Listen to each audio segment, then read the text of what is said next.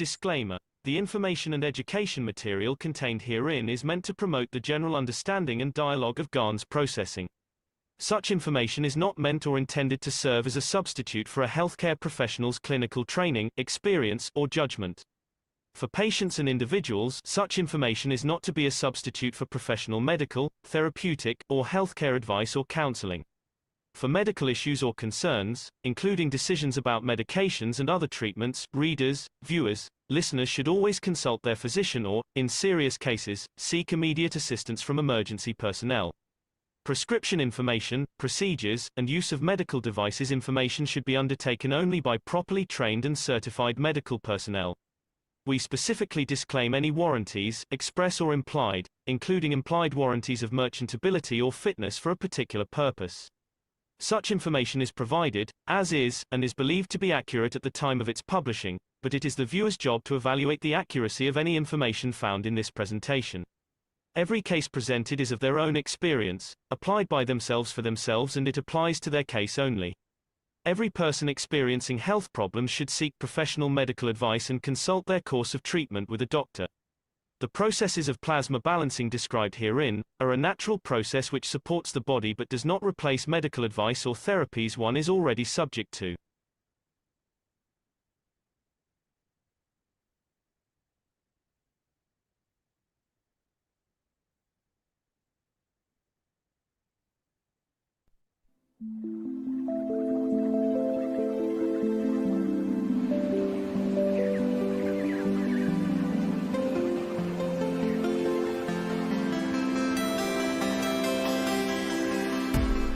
In the world of creation, we had the two extremes, except in the case of the Creator and Mitra, where we could never bring the functionality of the soul within the functionality of physicality. We had the physicality hidden within the soul, or soul within the physicality, or in conjunction of the two, one would never had the understanding of the totality, where we could transit but exist in both directions. With the new cycle, this is what Einstein said: when you turn one atom, the other atom changes. This new dimension will blow that field which commonly exists between all the cells of the universe into that position, which means all the created things, as a gift from the Creator in a way, become able to transmute between the two dimensions. There's a reason for this, and it's taken a long time for it to be done, and it has reached its pinnacle and it will be completed. It's already in the process of being completed. Was to take from the essence of the soul of every created things of the time, beginning of time, an essence of the creation of the soul or the center, and create a new creature which carries all the essence of the created in the new soul, which can with it go from the soul of the Creator to the soul of physicality of Mitra. This is what the whole knowledge is. The Creator is the universe, and Mitra the dimension of physicality and its behavior towards the dimension of physicality. And with a new system, every creature in the universe will have the understanding of the capability to transmute between the two. This has a lot of implication for all races in the universe, because now they all become the same. In the coming time, we will see even change in the position of galaxies, position of universes. Many systems will move due to the changes which has been brought. Man doesn't have that knowledge as such to monitor, but we'll have the knowledge to see, we'll have the time to see that with the new fields, as we call it, a lot of things will move in the right position to keep that ability to change between the two. That you don't need to kill to keep the physicality going, you don't need to steal. And the soul does not need to be encaged or to escape, to be out on its own, to be able to confirm its existence. And this this process will complete very soon. That the whole of universal community will be able to have the benefit of the two, both in the dimension of energy or matter, which never existed. When we released the soul, we had to get rid of the physicality. You call it death. When we brought the soul, you had to give it the physicality, and you go through the dimension of the birth, and then you have the whole commotion of bringing the two. With a new system, both soul and the soul of physicality work together in the existence of dimension. We expect a massive change in the physical characteristics of human race in the coming century, because we change into the emotion of the physicality. The way, as I said many times, but many never understood, Indians and Pakistanis were the same, till one chose to take different kind of energy in the other one, and we see change of the feature. Now, with the balance between the soul of the man and the soul of physicality of man, many of us will change feature, without a shadow of a doubt. Man will change the faces of anger, man will change the faces of hate, man will change the face of warmongering, because we get satisfied in the fields of it. And this is part of what will be and what has already started, and the completion of will be the birth of Mitra. Physical completion of birth of Mitra in a physical dimension, not in myths. And then we have the soul of the Creator, which the two will complete the cycle. And then, as I said very recently to one of the knowledge seekers, then we'll see if Adam will eat from the apple of love and giving it. And then we'll see how humanity will change. And the whole creation will.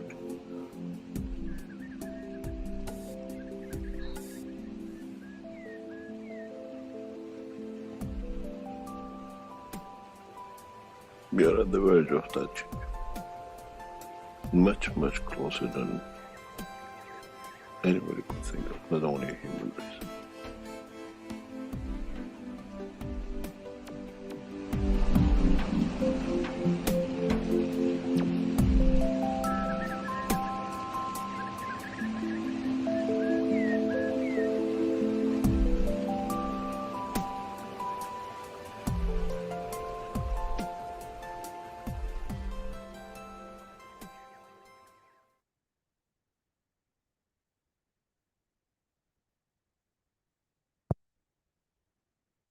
Hello, everyone, and welcome to the 563rd Knowledge Seekers Workshop here on Thursday, November 7th, 2024. This is a broadcast of the Keshe Foundation Spaceship Institute Education Department and part of the Public Teachings in English. My name's Rick Crammond, and I will be host once again in this weekly continuous series of workshops. And once again, we have the honor of being joined by Mr. Mehran T. Keshe, who is raring to go for today and promises a special workshop. So please go ahead, Mr. Keshe. Thank you very much. Good morning, good day to you. As usual, wherever and whenever you listen to this series of knowledge seekers from Keshe Foundation Spaceship Institute. As usual, we're back here, another session, and adding to the knowledge of man. It's interesting, the picture which is on the screen. It's what we call a flying carpet, and with a ship on board on top of it, which is very, very coincidental how these things is chosen by Rick and how it's connected to the teaching of today. In this picture, and to our culture of understanding, Persian flying carpet is to fly and take you everywhere. Today's teaching is, how do we make the Creator's carpet? That we can travel the span of the universe. How does it work? And how we can live in the deeper space. When you have, to our understanding, carpet or a flying machine, now we know which travels in the dimension of the gravitational magnetical positioning. It has to find its position in respect to the, what we call gravity of the Earth. That's how you fly around like an airplane, but this one is a carpet. Each cell carries a system inside it that finds its position, and in a way, through your thoughts, you control every cell of the carpet, which is that carpet is your own body, your own soul, not the physical carpet. But when you look at this, what we call flying carpet, is in respect to the planet, its center of gravity. You position yourself in how this thing is. Years ago, when I used to be in business, part of one of my companies was involved in literally carpet business. We used to export hundreds of thousands every year across the world through Belgium. This is how my connection started with this country, exporting of rugs and carpets. And being Iranian, it was always a joke that we I'm selling flying carpets. In those days, it was the beginning of the what we call LED lights to be put in the carpets, and you could have lights. We used to make it like as you're flying it, and it was very nice things to see in those days. And I always thought there should be a way to be able to achieve this.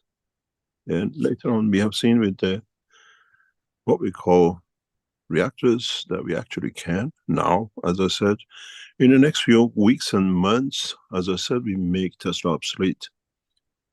In cooperation with one of the leading nations, we start launching the systems which replace today's technological cars without batteries.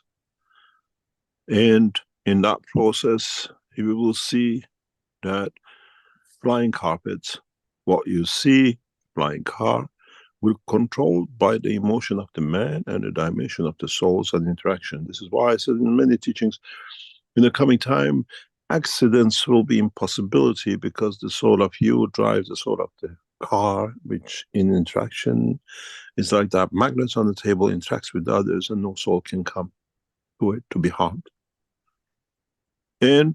But this is the limitation of man on earth.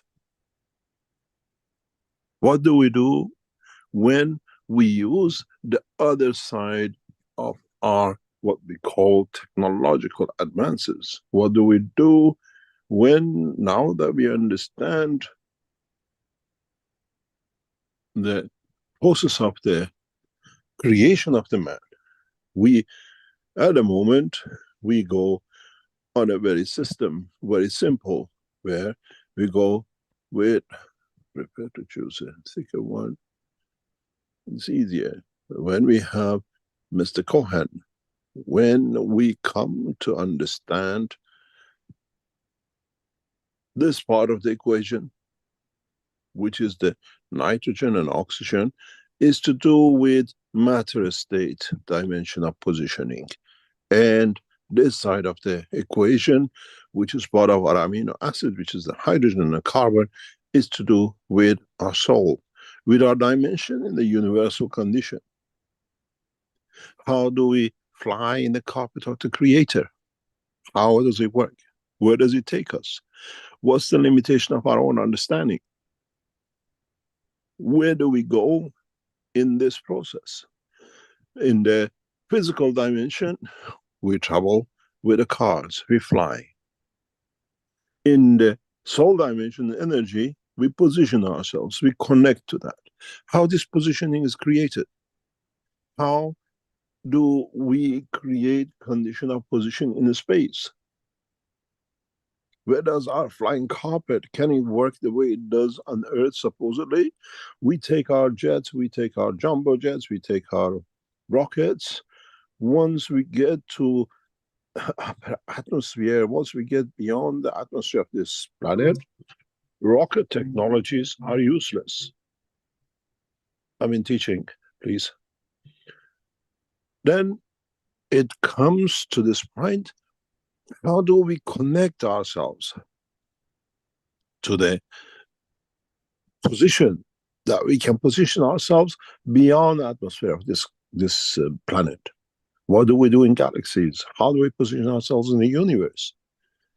Where does this and how does this magic carpet comes about to fly, to be able to position? In a way, how does our soul, during the time of we call the sleep, our dream, navigate itself on the carpet of the universe? Do we really live in the world of the physical dimension, or do we travel on the dimension of the energies of the universe? This brings a new understanding. We have to understand the field's positioning of the universe. We have to do this because in a very near time in the human race history, we have and we become part of the space development. What we see with the rocket technology, with Tesla and the rest, in next 12 months, 18 months will become obsolete. You will understand why in a coming time.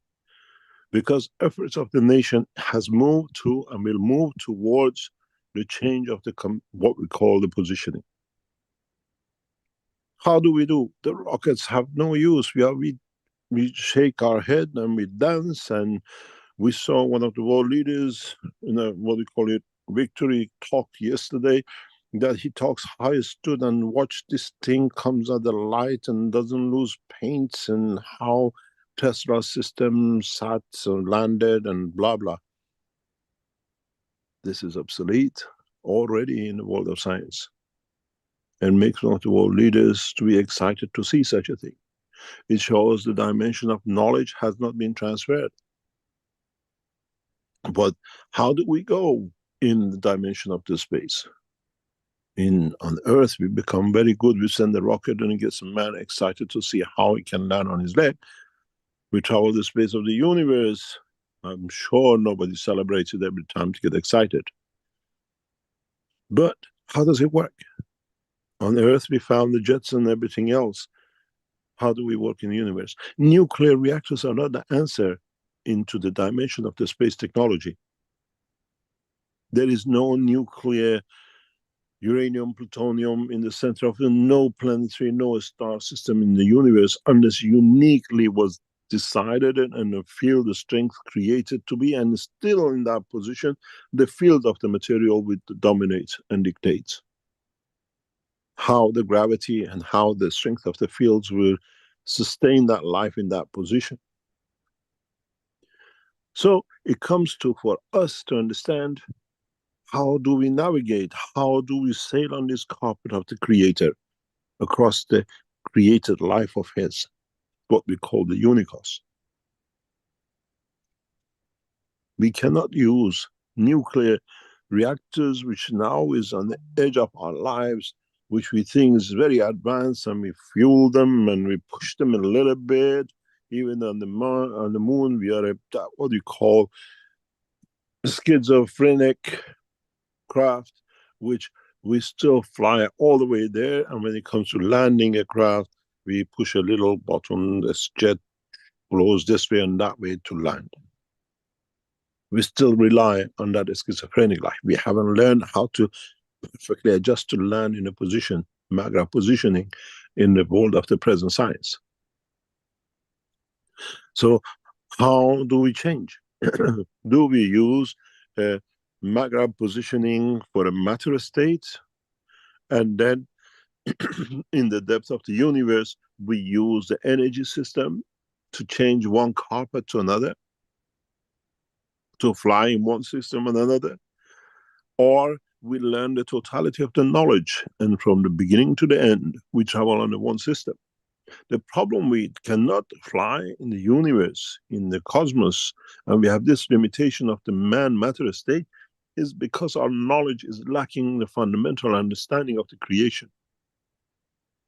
We have not understood the world of creation. So we are busy like a child playing that Play-Doh on the table and making rockets, and we think we are very advanced with it.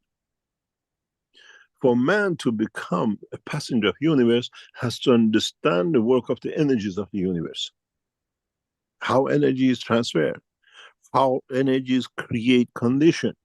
Always said, which is so natural to us, we never understood, and we, all of us do, from the minute we are born, we are conceived in the womb of the mother, the minute we get up, we stand, we walk. Ask yourself a simple question. We use a rocket, we use a plane to get a material, we burn fuel, we use propeller, jets, whatever, from off the ground, and then into air, and then land it, and makes a president very happy. But ask yourself a simple question. I asked this question from myself, age of 8 and 9. And it took me nearly 30 years to understand it, and took me another 10 years to complete the understanding, the comprehension. If you understand what I'm about to say, and if you understand this, you have found the secret to travel the span of the universe. And if you don't understand it, it's just another sound. Because, as I told you, you take from this technology according to your intelligence. No more.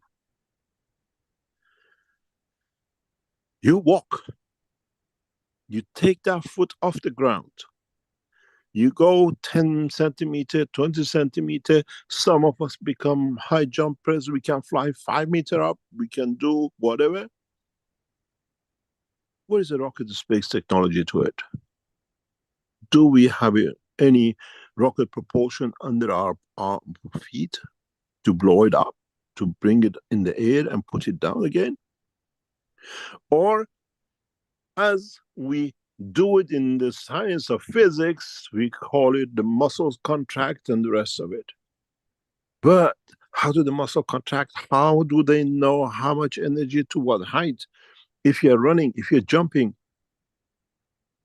it's become so much part of us that we have forgotten about us, about our motion.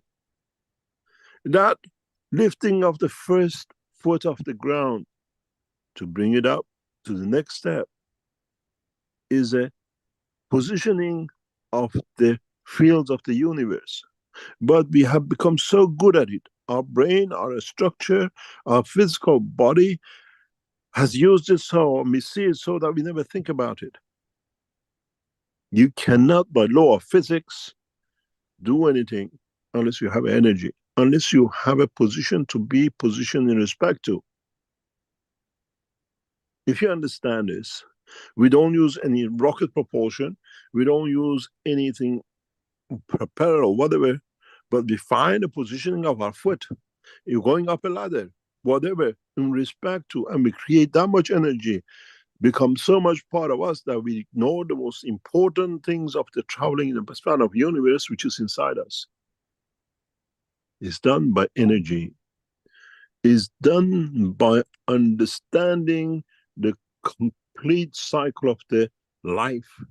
And if you understand this, you don't need to have another system when it comes to life.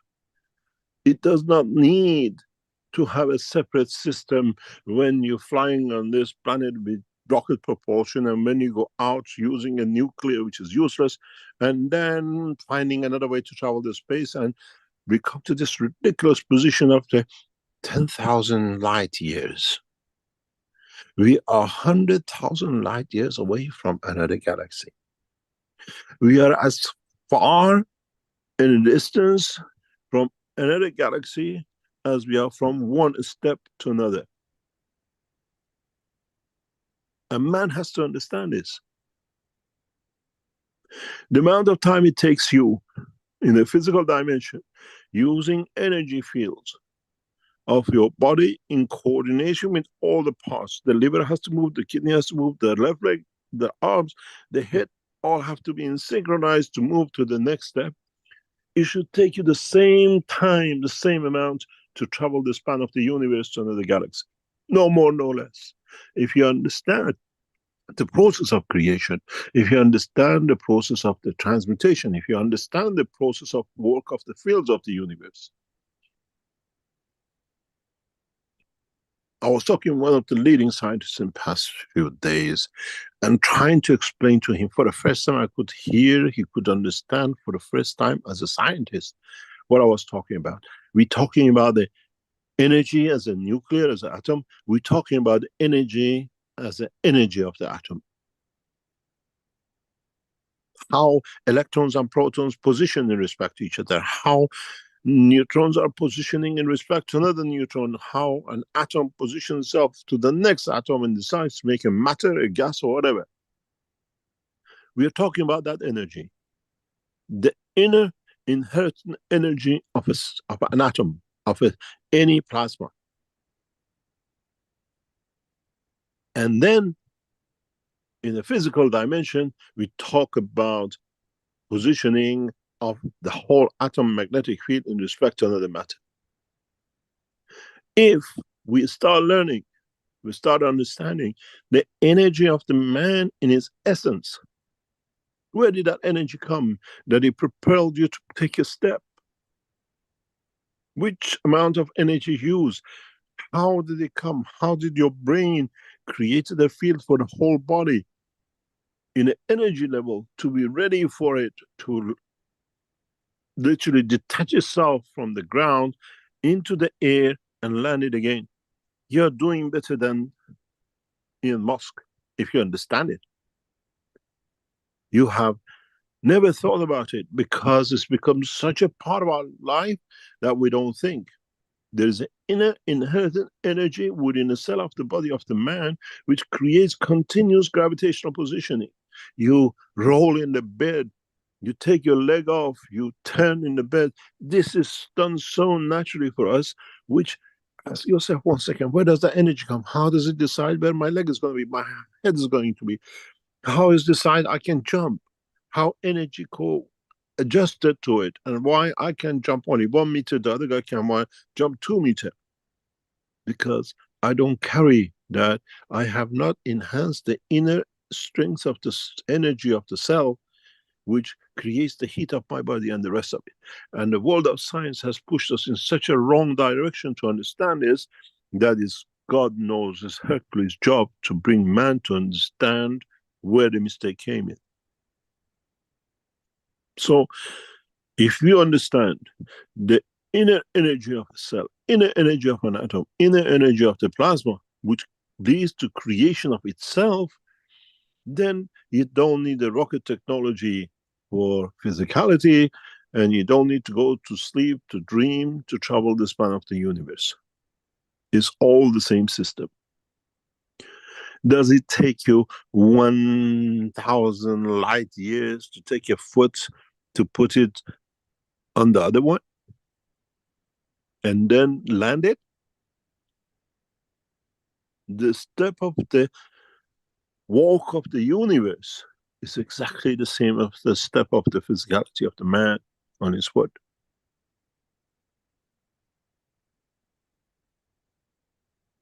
Then one uses the physical condition interaction matter strength, and one uses universal of the same thing in the matter strength. On Earth, we use the magnetic field of the Earth to find ourselves, to position ourselves. If you're at a higher altitude, the air is thinner than the rest of it because we never understood the inherited inner field strength of the plasma of the life. Earth creates that in the center, and every cell adjusts itself according to that, according to its position.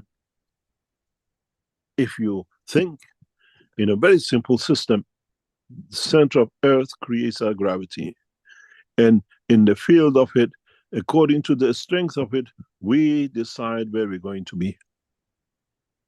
And in the position where we sit, in the position where we are, in the strength we have in accordance to the position of both, decides if you look Chinese, if you like Indian, and the rest.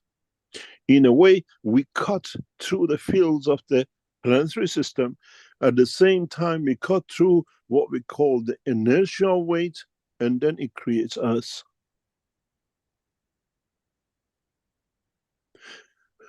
But there's a small misunderstanding about this with a man. Because the composite structure of the fields. You look at these lines in a different way and different manner. Now, let's look at it in a true manner. This line, this central position, is rotating. So the field comes out. It's this way. This is how the field of the Earth rotates. It's not a spiky straight. It's in dynamic. You have to understand the same thing happens in reverse. That's gravitational. This is magnetical. Now you understand. You have the creation field strength, and at any point,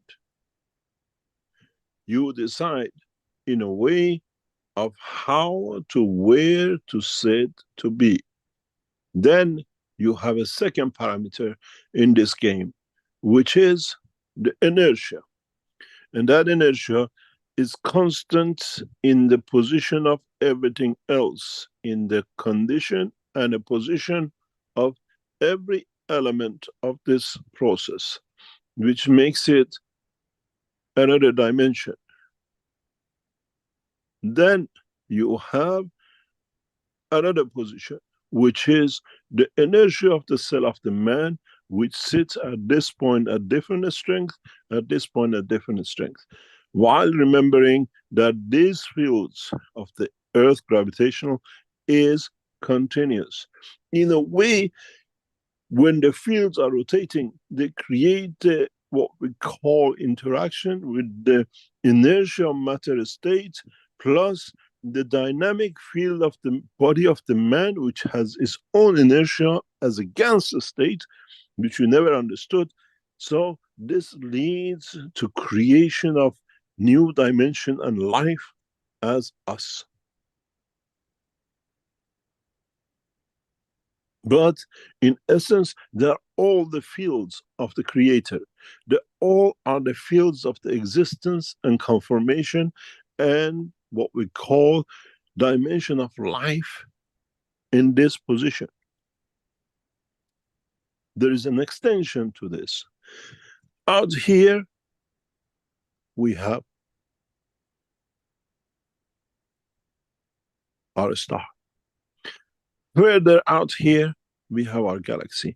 And further out here, we have the what we call the center of the universe. And all these create their own fields. And all this, in a way, if I go back on the extension, you will see, create, interacting with us at all time. And then you can see the game of the creation.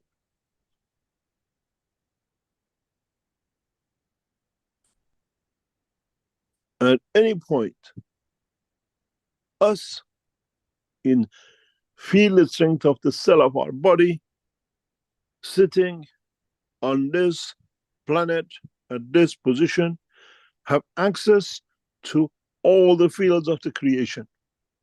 Beyond this, if even you go beyond this point of reference, somewhere, I lost my picture, come back. Somewhere here, we have the fields of the unicos, which interacts with us. As long as it took you to take your step, taking your foot off the ground and put it back down. It takes the same on the field of strength of to be to the center of the universe, another galaxy, another position. This is why you dream instantaneously and you can go across the universe, go somewhere else, because you, in the energy level, magnetic field, travel on one of these lines of the creation. Now we see things in the shape of that confirms to us in animal shape, because this is the limitation of the strength of the fields which we have allowed the cells of our brain to work with. If we increase the strength of field of the brain in a way to see the universal dimension energy, then we'll see reality of the animal in this position of universe, not in the shape of man, as I spoke last week. Then you understand, man to be able to become part of universal community, understanding the process of the traveling the span of the universe, has to understand the inherent magnetic fields of the universe within itself. Decide if he travels on the matter state, inertial gravitational point, or universal energy level magnetic field point.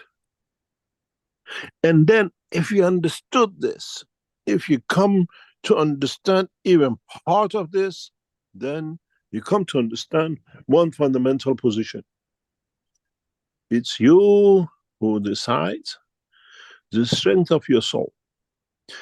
It's you who decides by your conduct, what you eat, what you take, what you give, the strength that this soul will find itself in position of the universe, unicos, or galaxy. This is where your soul will land, in this maze of the work. Then it's you who decides what my soul is going to do and what will be the outcome at that point and position. To be able to do this, we need to teach you about this inherent energy of the carbon and hydrogen, how it works. You went to the shop, you put an apple or a banana to take energy. You go to a fuel station, you put diesel or petrol or gas in your car to run that engine because it's structured that way. How do you fuel your soul? How do you put it across to go in the path of man? You walk on the solid matter, on earth. When it comes to liquid, you find another way of traveling it. The same when you are in a car, you can go a certain way, you come to a cliff, you cannot go because that machine is not made to jump over the space air gap, needs a solid ground. You created a car and then add a wing to it and you made it a plane, and then you jump that cliff, you jump across. Or you put a leg into it and a bit into it and you swim across the water. Now you have to learn how to jump this barrier in the dimension of the field of physicality of the man and the fields of the universe. You come to the physicality, point of death. You have to jump that cliff till you land. Your soul immediately, because it's of the energy of the universe, takes the flight, but the physicality can't come. It's got to that cliff, it's a car. It cannot go. It's got to the ocean, it cannot go. It can only go on a solid ground. But you have added a wing to it, you get it to fly across. You switch it, the motor, you can swim across with the same car. Man has to learn how to switch at that point of cliff. That cliff is called the point of death. That cliff is called the point of transmutation. And this is what the teaching will go that way from now on. How to navigate the span of the universe. Now that you know you are in a schizophrenic life, the physicality of the man which connects man to this matter state of the physicality does not matter on earth, moon, or wherever. and dimension of the energies of the cell of the body of the man, which is originated in the dimension of the hydrogen, the essence of the creation. And this is where, from now on, we try to teach you to understand. It's like now, it's in the olden days, if you remember my age, 40 years ago, if we went from London to Manchester, we were lost. We had to buy a map, go through pages of the map. Where is this street? I'm here. Find all the crackers and roads to get to where you are, and make 1,000 mistakes. Put the window down. Excuse me, where is that road? Where is that road? To get yourself there. In past 20, 30 years, we leaped into GPS. We don't do it. There is a system in the car. Turn left, and it's got a beautiful voice of an actor, a woman or a man, with a funny voice or a nice voice. Next light, turn right. Next road, turn left. You arrive at destination. This is what you have to do with the energy dimension of your life, what we call the soul of the man. And you have to learn how to bring it in to the dimension of physicality of the car, which is the body of the man. How do you navigate the span of the universe? How do you travel? It's like you're taking your foot off the ground and suddenly halfway going to land, you find out, oh, it's mud. I don't want to land in the mud. I push a little bit further and landed on the other side of the patch. You have to be able to do the same thing in the dimension of energy side of your life. And once you learn this, you start understanding you do not need the soul of the man in the dimension of physicality to transmute, to transfer. You use in conjunction in the control of the emotion of the soul and soul of physicality to move your body without walking. You get that, you literally get on that, what we call the Persian carpet. Because you get charge, you take charge over the energy side of your body than the physical side of your body. The emotion tells you, if I put my foot down, I end up in the mud. I don't want to get wet. I just got a brand new shoe. And that through that emotion, you extend it. Another 2 centimeters, 5 centimeters, you jump across the pond. The same emotion sits with the soul of the man, with the energy side of the universal part of the man. You can use the two. Then you find the amount of time it took you to go from one step to another on this planet. It takes you the same amount of time to take one step from here to another part of the universe. How come you meet the mom who died 20 years ago, has a position somewhere in deep space as a soul of maybe a planet, maybe a beginning of a life somewhere, or as part of another life? And then the minute the husband says, darling, I want coffee, you're back.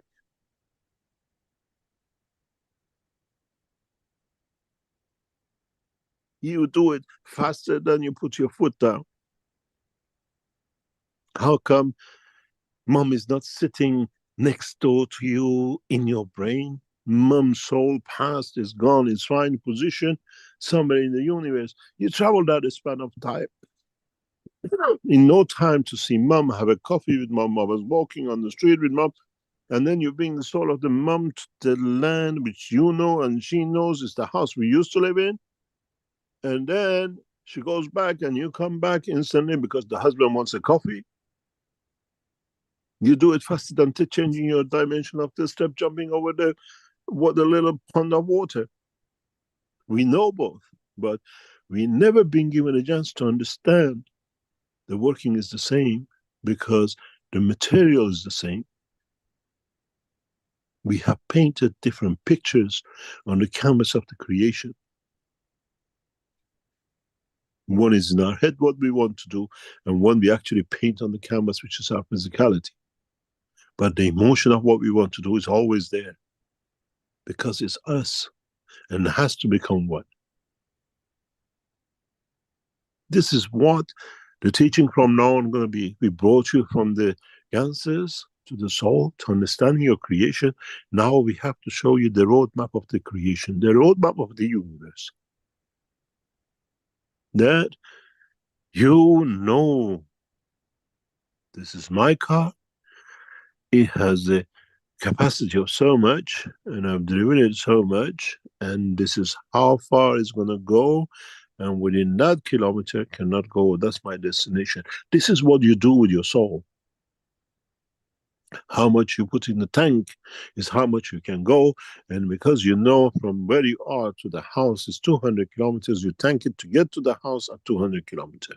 This is how you tank, how you strengthen your soul. So we all know where our soul is going to land subconsciously in our soul, because we tanked it that way through the cycle of life. Then you understand transmutation and transportation is both the same. One uses the energy as a matter state, and one uses the same energy in the universal dimension energy of the plasma. The few milliseconds it takes you to take your foot off the ground, miss the pond and put your foot down, which you do it so automatically, it takes the same time for your soul to find its position and the point of destination. Most of us, before the time of death, know our destination. We know what we've done. We know what we have done. This is the day, they call it the day of judgment. We know we have judged by our work the position of our destination of our soul.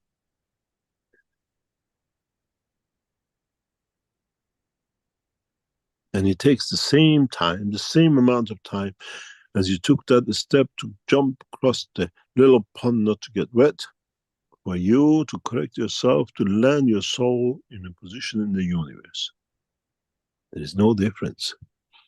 The hypocrisy of 100,000 light years is what was brought into our head by the most stupid scientists in the world, because the light is the limitation of the man understanding of his own physical creation, not the process of the creation of the universe.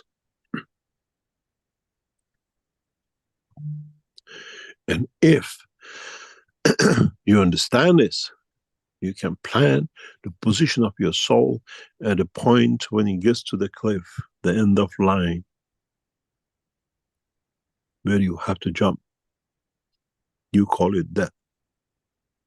But if you understand the process, you can create a system to jump over and cross the cliff and land again in the dimension of physicality. It's the same as brand new car as you were on the other side of the cliff. So you can re-manifest yourself. Out of nowhere, you land and people see, oh, the new car, where did it come from? They're not aware that you have a system that can fly the ocean. You have to understand to fly the ocean of the universe, where your soul has the energy balance to create itself, to manifest itself, and that's its permanent position in life till the next cycle of the creation touches it. Have you created so much energy that you've gone further than out, down to the center? Or have you created the energy which through your conduct has brought you closer to the center? This is the punishment of the life. This is the position of it. It's like you stand in a queue, you're in a class, and you do something wrong, and the teacher says, go to the back of the class. You've been naughty. So you're further from me to disturb me, you're further from me to enjoy my knowledge I'm giving to the others and the love I give them. And if you're such a good and you've done good, the teacher says, come to the front door, you have to understand more. Come to the front door. This is come closer to the Creator because you add to the knowledge of the others. And this is the process of the creation. Now, from now on, in most of the teachings, we try to bring the knowledge of how you navigate in the span of the universe, even in the dimension of the soul and physicality and the soul of physicality.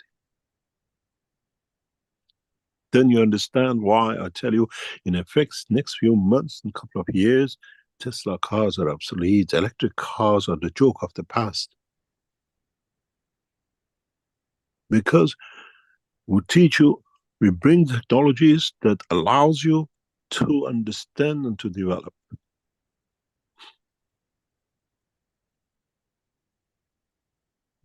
And then you understand it's your choice to sit in the car or you fly with the energy. Then you understand why poor wife, because the husband wants a coffee, has to let go and is instantaneous. Yes, darling, I'll make you a coffee now.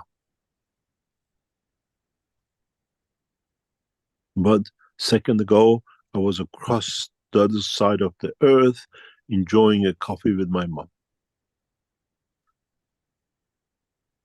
where I was interrupted and brought back. I had to jump back. It's the same as that step going from the ground, jumping to the next step.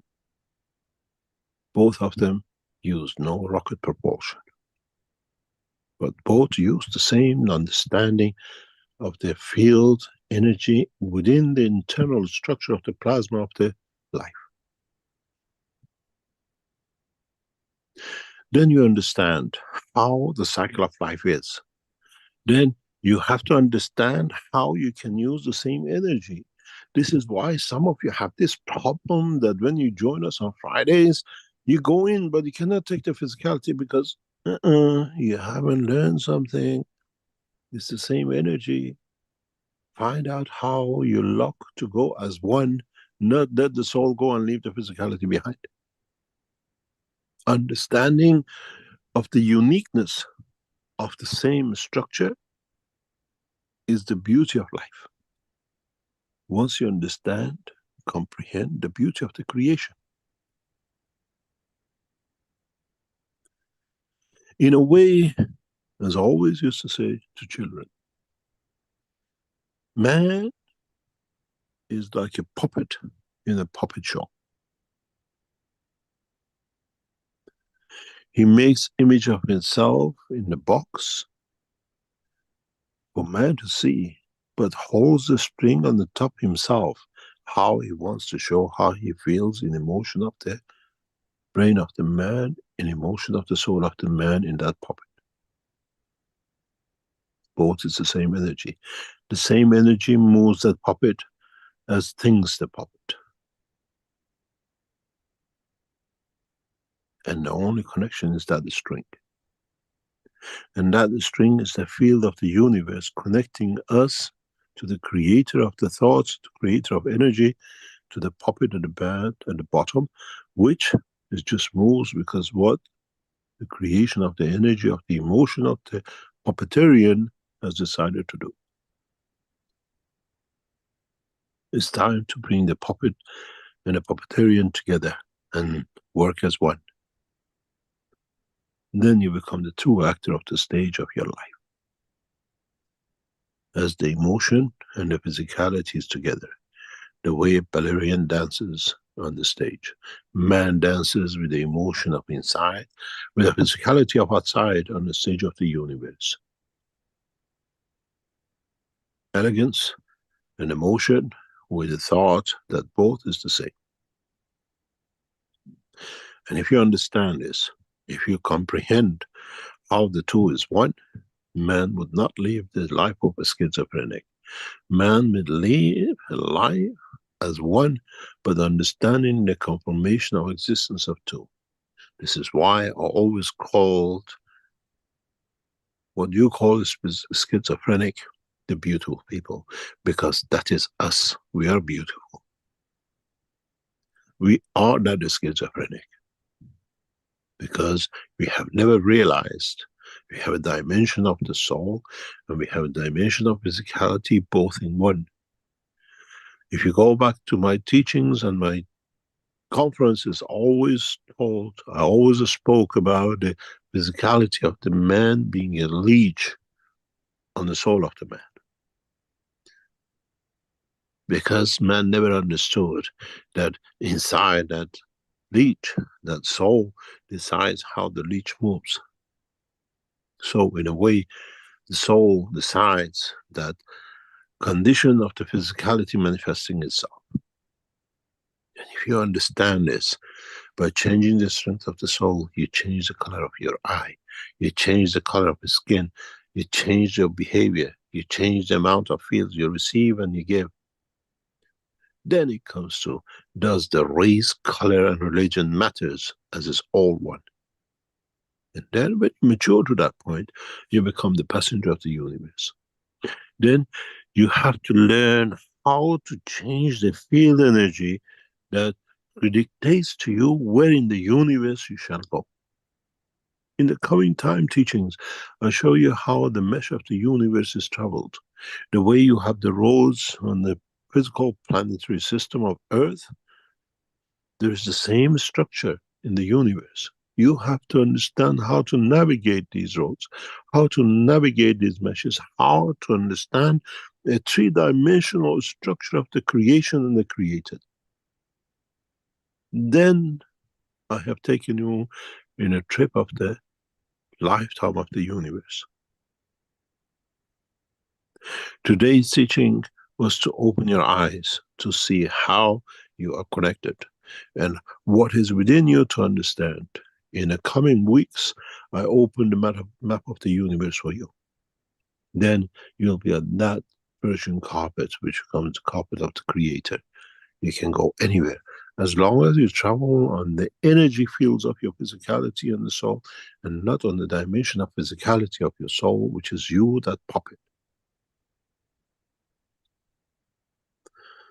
If you understand this, and then you go back to understand the very first things we taught you about the Ganses.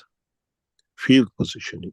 Read book number 3 if you have it before the next few sessions, because in one of the pictures where I show the gases, I put one word: Ganses never mix.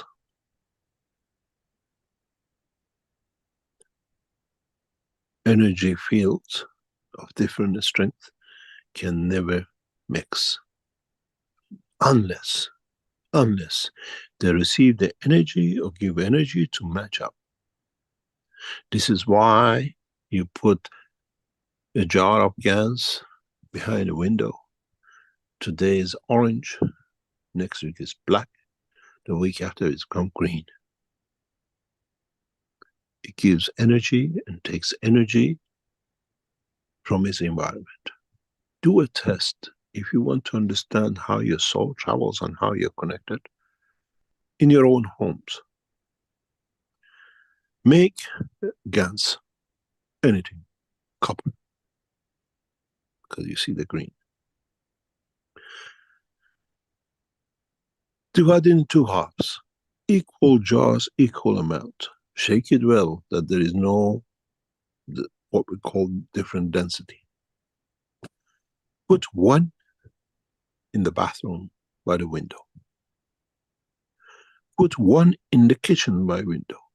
If you got another third one, put it in the bedroom by your bed, and put one somewhere that it sees no light. Weekly take a picture and observe the color. You find out what happened with the color to the emotion of you in your bedroom. You go to toilet and you find out what was the emotion of the man when he's on his own. You go in the kitchen, you see what energy you absorb from the universe, and you go where you hid it to see what actually sits in the structure of the physicality of the house. And if you understand the definition and the color spectrum, you can see how your household stays. Watch the height of the GANs in the jar. Watch which sides it pulls up to. Watch how different colors are in it. And then you understand the color spectrum of the soul, the strength of the fields, and not the physicality. As I said once to a friend of mine when I was doing a test in Beijing, making paints for the Chinese army that they don't depress in high altitude to Tibet when they go into their camps, because they have a lot of psychological problems, soldiers lie high. If I could make a paint that every time a soldier comes in, takes rum, changes his emotion, and makes him man of peace, I have done the job. In a way, the gas color in the room will elevate the soul of the soldier to peaceful soldier. We did this, and now it's used by the Chinese army.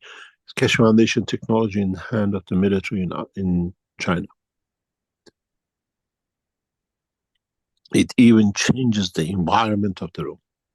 When we developed this paint, when we developed it, and number of different combination was given to the military, one night, the man who was appointed on behalf of to develop this technology with Keshe Foundation invited the Chinese military for a dinner. No one knew. If you've been with the Chinese military, they're chain smokers. Security people don't only know how to smoke. About 20 of us in the room. Wang Ling was sitting with me. The gentleman stood after an hour or so sitting in the room having dinner. He said, "Gentlemen, you see the room? All of you smoking. There is no smoke. The room is clear." The room was painted in a specific way, with a specific materials, that even smoke was there, it devoids of conformation of its physicality to show.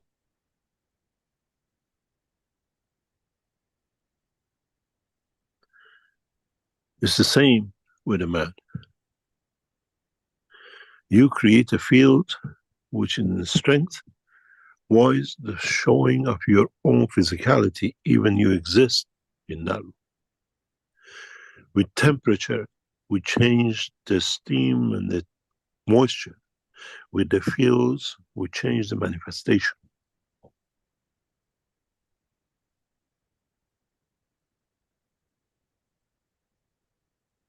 Then you understand how you can jump across the universe, which your energy level does, but your physicality is not in form of it, the same as you take that step across the pond.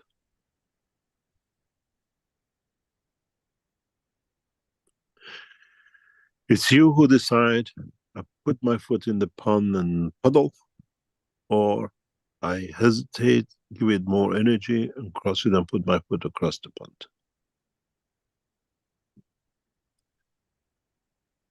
Then you understand. The destiny of the man in the space, in the universe, is in the hand of the man himself. It's you who judges. It's you who decides. And we give you the condition, like on Fridays, to let you do it with the confidence you can come back home. It's you that from now on has to say, I go when the physicality comes with me. The energy of manifestation of the vision or observation moves as the same strength in me. In a way, I dilute my physicality energy within the soul of the man, that the physicality has no manifestation. If you understood the last sentence, you have found the key to the universal transportation and transmutation. Your problem is when you get there, you think where physicality is. You have to increase the soul of yourself into such extent that encompasses and dilutes your physicality within it. That's the key to the transmutation. Not just I went there and I knew I'm back somewhere in the house. This is the process of the creation. This is what the teachings will go for next few months and weeks. And then in that process you learn more about how you travel the span of the universe. You find out about the mazes of the creation.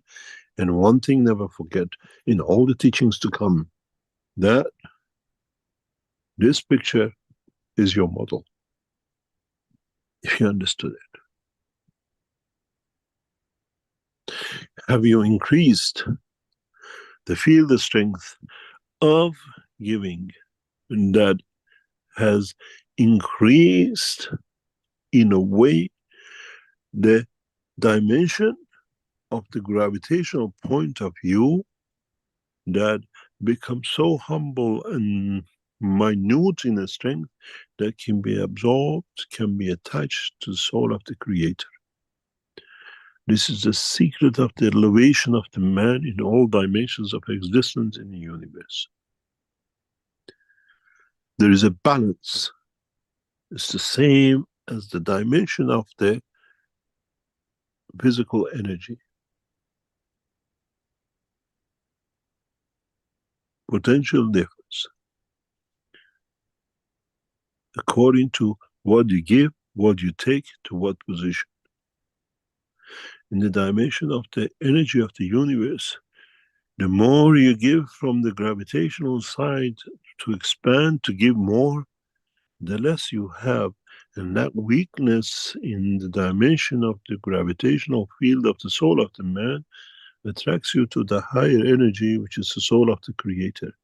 This is why we teach detachment. Because you have to understand what it means. Balance of the energy between the gravitational and magnetical always has to be conserved. So when you give on one direction, you're low on the other.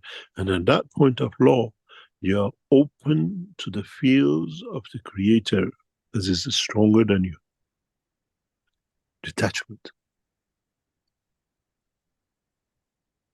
I made man in the image of myself, but I never taught man how to be me, to be detached. That it becomes me to be attached to the totality.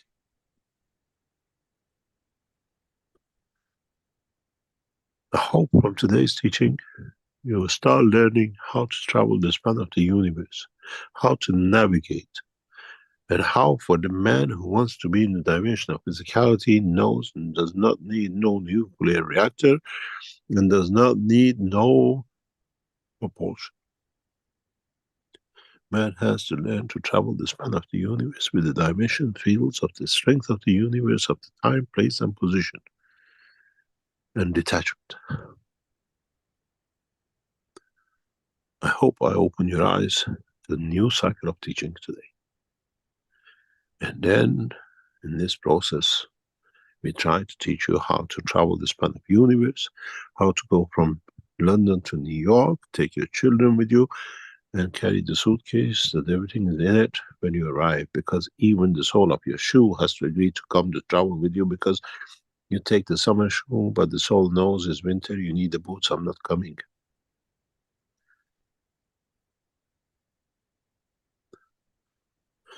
We go for a break, and we come back and try to answer you. But listen to the teaching of today as we open a new phase of understanding, because we set the ground for it in the past few weeks with making you to understand the two dimensions of your life. The energy side connected to the universal energy, which is your carbon and hydrogen of your amino acid, and your physical life, which for the past 10 years we thought with the nitrogen and oxygen, which is a gravitational field for the gaseous state of this planet.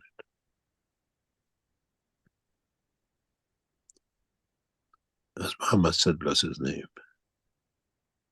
Assalamu alaikum wa rahmatullahi wa barakatuh. We go with the name of the Creator, with all its beauty. It's you who have to understand the beauty within you, that you can become as beautiful as Him. No other standard, no day of judgment. It's you who judges but you have to be clear in what you judge.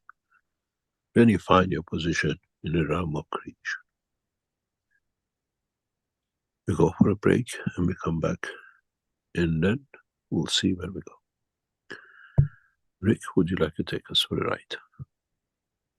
Yes, thank you, Mr. Keshe. Great analogies with the flying carpet. Thank you. Okay, let me take the sharing back here. Take us back to our flying carpet, and this will be the intermission for the 563rd Knowledge Seekers Workshop here on Thursday, November 7th, 2024, and in the second half, there will be an opportunity for questions, and our participants here in the Zoom chat can raise their virtual hands, and we can acknowledge you and open your microphone. And those in the YouTube chat or the webinar chat can put text messages in for your questions there. Okay, I'll see you in a few minutes.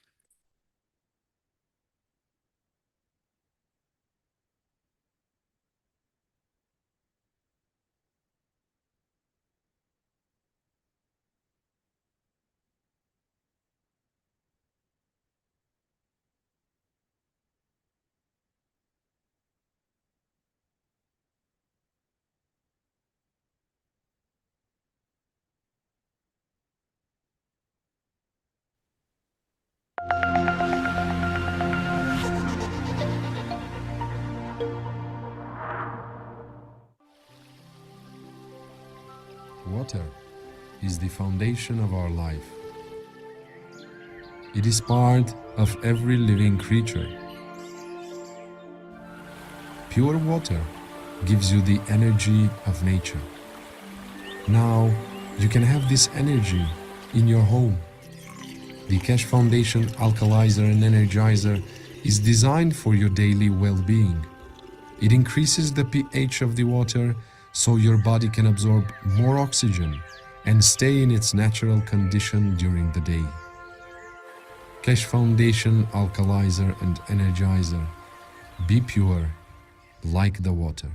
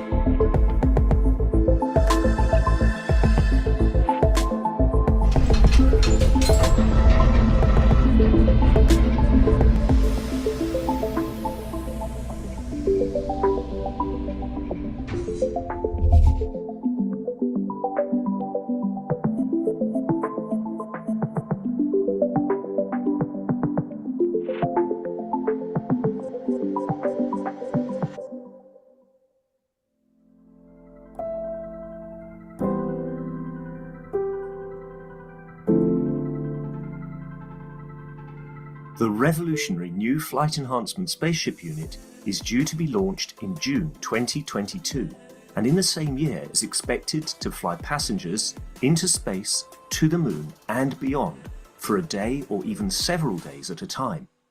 There is no need for the Flight Enhancement Spaceship unit to carry food or medicine, as it is equipped with the latest space technology for transportation, transmutation and deep space operation.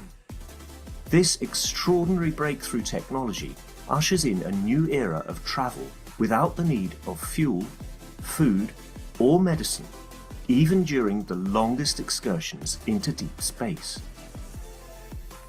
Each spaceship unit has a 4-passenger capacity for long or short duration flights and has the capability to travel between cities on Earth in a matter of seconds to minutes, depending on the distance and speed. This ability to traverse massive distance in such incredibly short time is not just a breakthrough for human transport, it also completely revolutionizes the transportation of goods and cargo and will rapidly overcome the need for one of our most polluting practices, namely marine shipping, as it finally breaks us free not only from the combustion of heavy diesel, but from the combustion of any fuel for propulsion in the future. The Flight Enhancement Spaceship Unit, a new paradigm in space travel, space medicine, and space technology.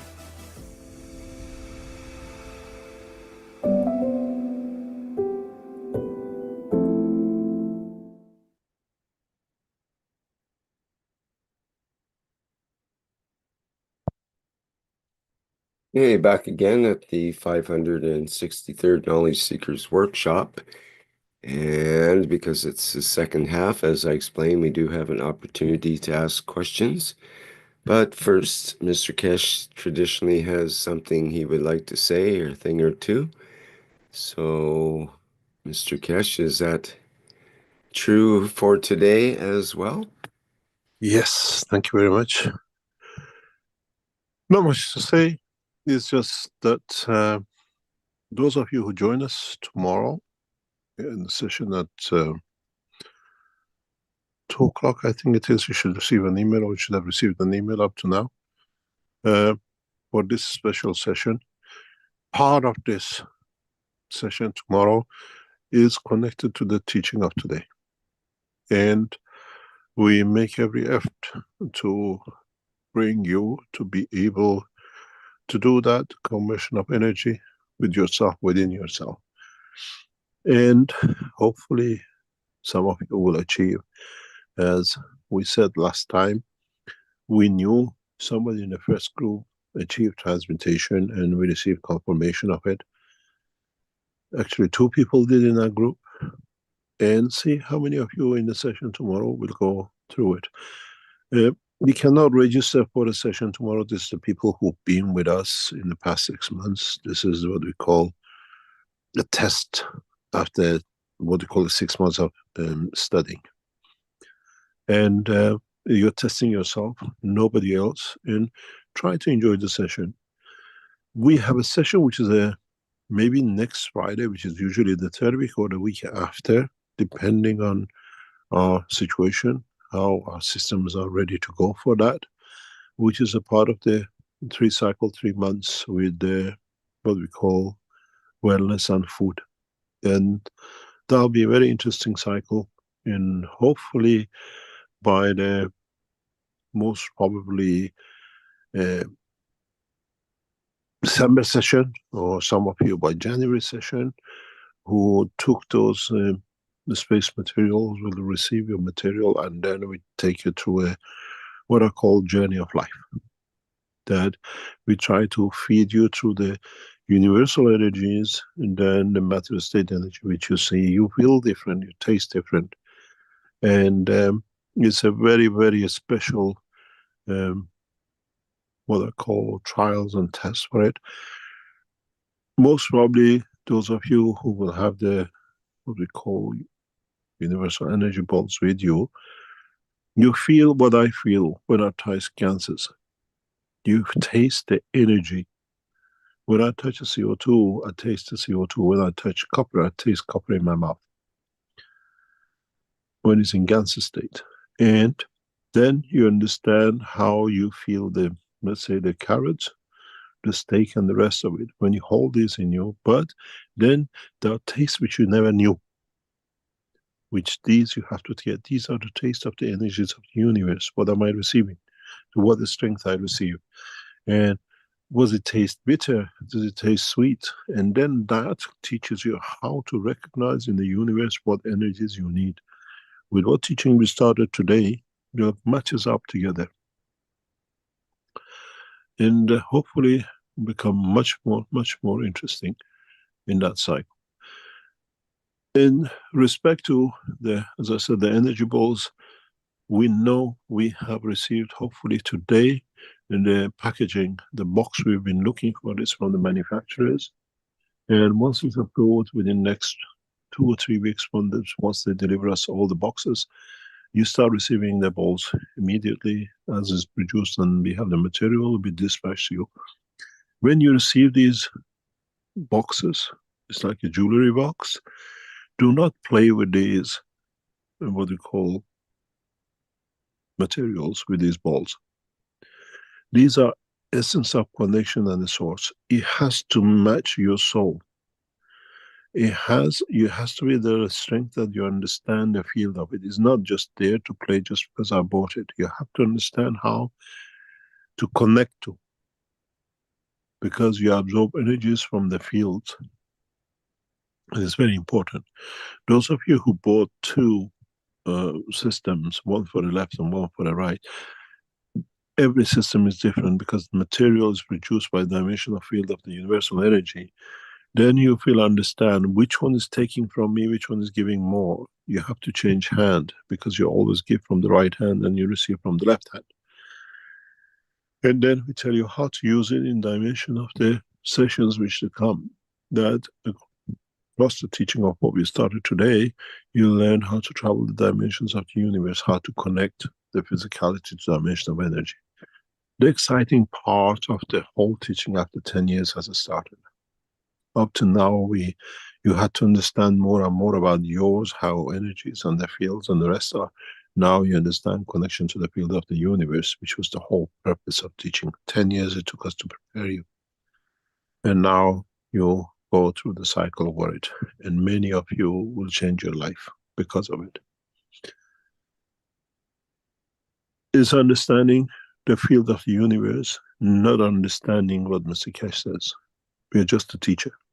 You are the students, you are the users, and you decide how to interpret the teaching. What you learn in the classroom, do you make a, what do you call it, a pot out of it, or you make a engine out of it, according to your understanding. And this is that the new cycle of teaching starts, and how we will come and how we will see the future.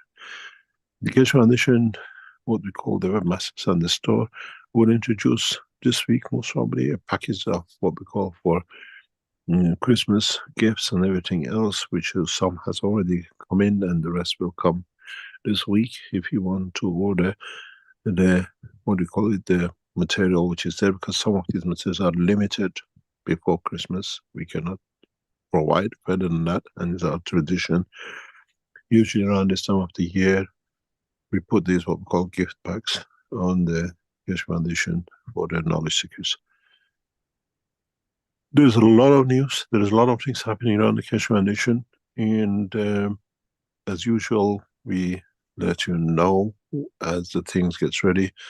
But what I said to one of the knowledge seekers even yesterday, the true life of the Keshe Foundation as a international organization has started. You will understand soon what I'm talking about, as new dimensions in dimension, what we call around the knowledge of the foundation, will appear in different dimensions and directions. And hopefully we manage to bring the change which we plan over thousands of years in the next few months and years across, step by step. Are there any questions? Okay, thank you, Mr. Keshe. We have a couple of hands up here, so let's start with Anton and see what Anton has to say. You should be able to open your microphone there now, Anton.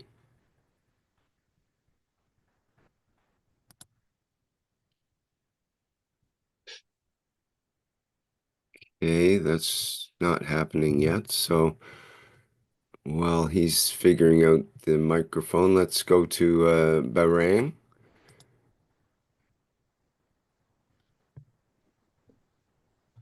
Hello.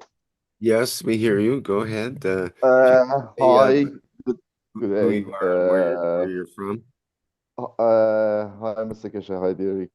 Uh, First question is one of the knowledge seekers question. I can say some phenomena happened in Iran and in pop out recently.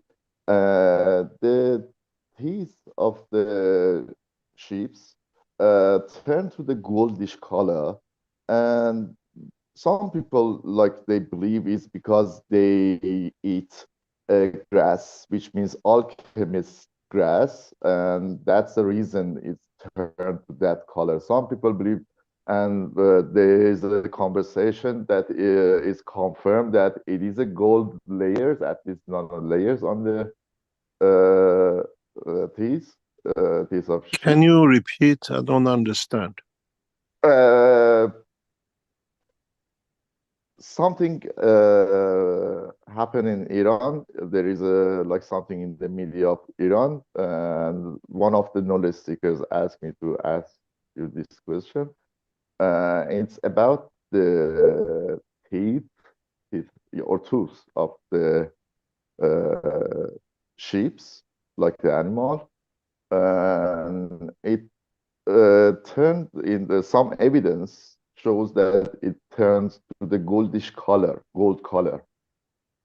And some sources they confirm that it is the gold when like they took it to the they examine it with the stone of the gold, which shows it is gold. It shows it is gold. And I cannot say 100% is correct. I just wanted to ask what's the reason? Like, if there is possible, what's the reason? This is the first question. First of all, is it truth or is it just, what do you call it? One of the knowledge seekers like asked me and persist that it's like happened and it is real. I cannot say that it's 100% because I didn't like research. You know the joke that they say, that happens, there are gold tooth, but only happens to the Russians. That's actually is the sheep they're talking about near the Russian border of Iran. So we have to see if it's truth to it or not, but there's a lot of these things around. But fundamentally, it is possible. We don't say this case is real or not. Fundamentally, it's possible that due to consumption of what we do, our body adapts to it. It's like very much, you know, like Indians, they use a lot of herbs. And when you come near some Indians, they don't need to speak. You can smell the herb they consume every day. You understand? Yes, yes. So Right. I go back into my business life. I explain to you something to understand. Years ago, when the Eastern Bloc opened up, one of my companies took over the export of the wool from Uzbekistan, Kazakhstan. Huge amount, hundreds of thousands of tons of it a year.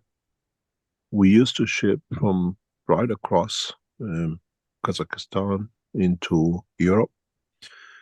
And we had a contract with a company in France, which their job was to wash the wool.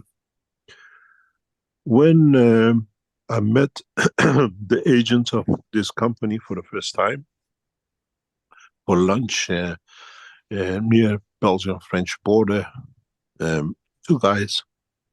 At that time, I was with my ex-wife, and they asked us to bring some of the wool with us. And these are the wools which comes from the back of the, literally shaved of the animal. And we took one carcass wool with us in a bag. And you can imagine a French behavior. You don't talk about business till you finish the food, and then when it comes to the coffee, everything is business. After we had a beautiful lunch, he asked for wool. I gave him the bag of the wool, and you can see all the waste, all the, what do you call it, rubbish, all the bits of the animal from his backside, everything was in it, because he wanted the natural way. And you can imagine my emotional and physical condition. When I gave him this bag of wool, he opened it and he went literally to the belly side of the wool. And he put his nose in it and he sniffed it. And I was going sick with seeing this sight. And the guy said, "Oh, this is beautiful. This is beautiful." I couldn't understand why the smell of, excuse my French, excrement of the sheep tree, this guy was so beautiful. We established a business, we signed a contract, and later on became a business for us in the different ways. I always said, in conversations later on, we found more scientific things behind it. He said that the wool has no value, but I smell in here, it tells me this is like gold. This is money. I said, "What are you talking about?" They bought the wool from us. They washed the wool to clean it. The wool washed is the waste. The fat, which keeps the animal warm, or what do you call it, isolated from the cold and water. The bottom part, which is the earth side, is the most valuable part, where all the rubbish sticks to. I asked him why. They want to know about the size and the height of the sheep from the ground, which in that part was from cold part of the Siberia and Kazakhstan, coming from for our material. So the wool was very close to the ground type things. I asked him, says, "You see, when we wash, the fat comes off, and with it, everything else comes. When the sheep raises, because of the wool and the wet and whatever, picks up the dust, what gold, whatever rare earth material sticks to the wool. We separate this oil." He showed us the oil, then we got to know more about it. It's a brownish, greenish color. He said, "This is the money." There we set that for a, let's say, $2,000-3,000 a ton. This is 3,000 or 4,000 a kilo. The oil and the material which is in it. Then, working as a, what do you call it, plasma technology and everything else, later on he opened up a lot of things for me, how we transfer energies. And so in this material, this oil which washed from the body of the animal, from the wool, there's gold, there is plutonium, there is uranium, there is rare earth materials. And they sell the wool for $2,000 or $3,000 a ton. They sell this material. The fat part of it, when it's separated, used for a very expensive cosmetics, sometimes for surgeries in medical applications. How they sterilize it and they use it. And then I realized, yes, it's possible. And then I had opportunity to work with the Russian government and the Russian agencies on the lakes which were contaminated with nuclear material. And the people who live around these areas and the animals which live around these areas, how radiation affected their structure. We saw some oddities in it, because I was working with one of the world leaders at that time. He said, "Mehran, we have a problem. I would like you to go and see."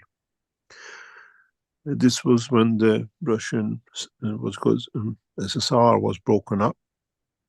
He said, "For years we have near here nuclear stations and everything else. We do processing here. We have fed everything, all the waters into this lake. Nothing lives in this lake.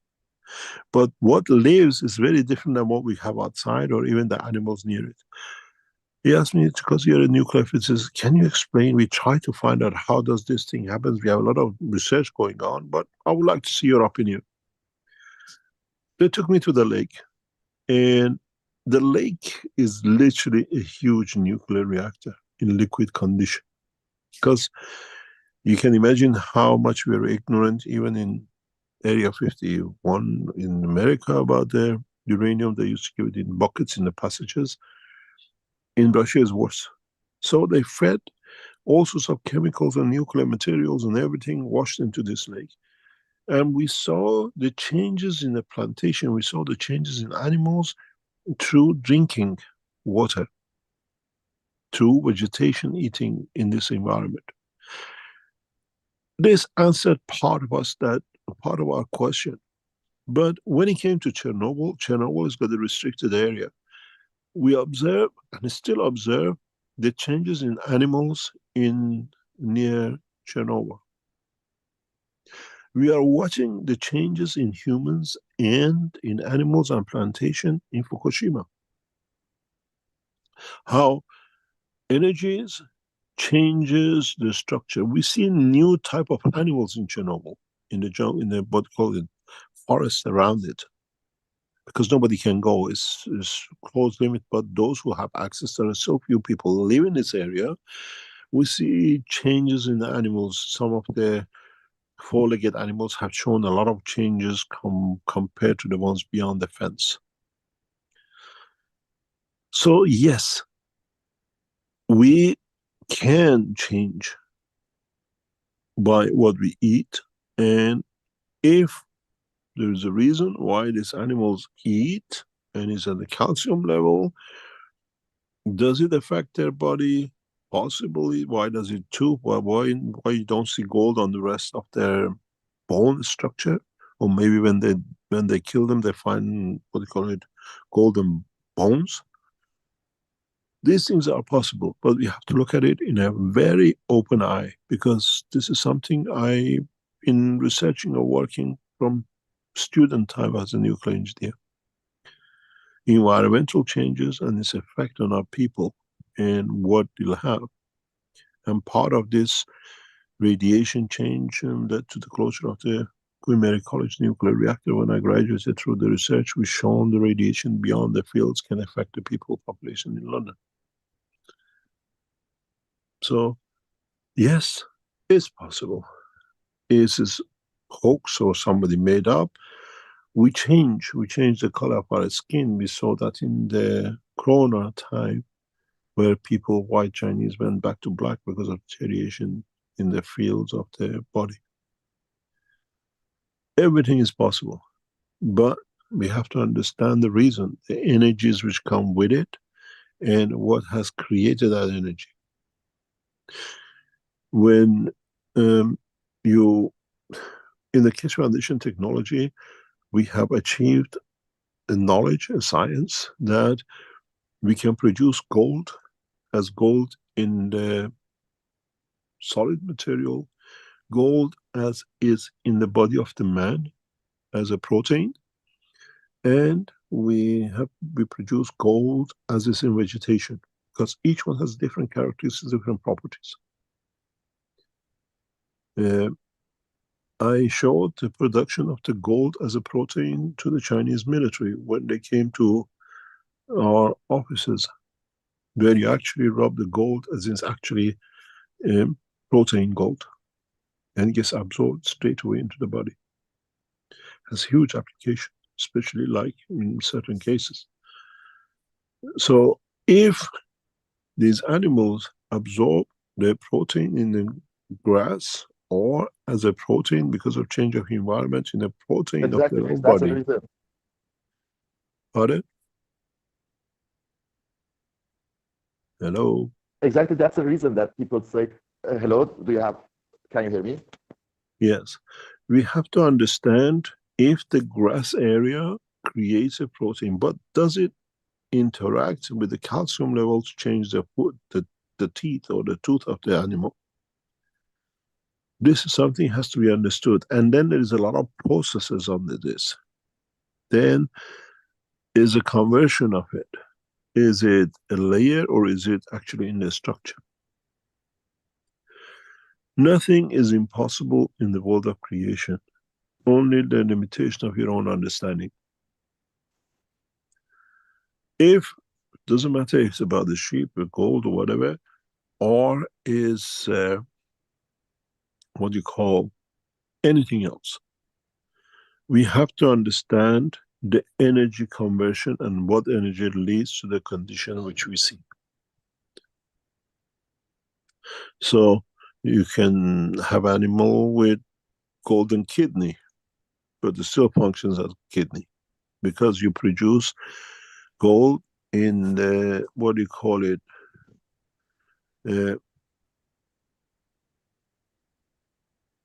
in the process of the creation and conversion. This is how in the body of the man, let's say like Eskimos have a monotonous diet, but like the rest of us, body produces calcium, God knows, zinc and whatever else is not in their dietary food. This is how our body takes energy of calcium and converts it into hormones, converts it into different vitamins, which is never in our diet, but is needed for our life. We do that naturally. And now the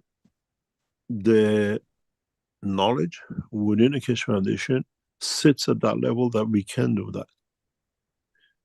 And the beauty of it is we can produce all three at the same time now.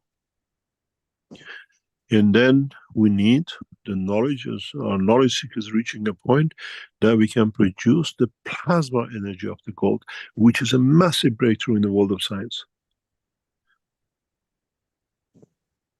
And part of this is tested in November session and the rest. Creating energy in a plasma state is totally different than producing energy as a gas. Involves different structures and involves different technology and knowledge. But our body does it automatically. Now we have found out how. So now the knowledge sits and that we can produce the gold as a matter, we produce gold as a protein, we produce gold as a protein of the vegetation, and we produce gold as a plasma. Doesn't matter. Silver, we do the same with calcium and the rest. It's a unique knowledge and we never share it, but we use it in our processes.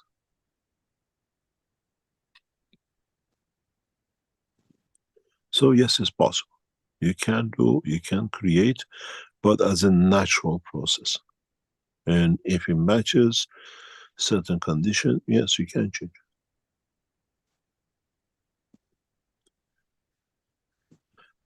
Any other question? Thank you very much, Mr. Keshe. Exactly as you said, is or they saying the reason is the grass that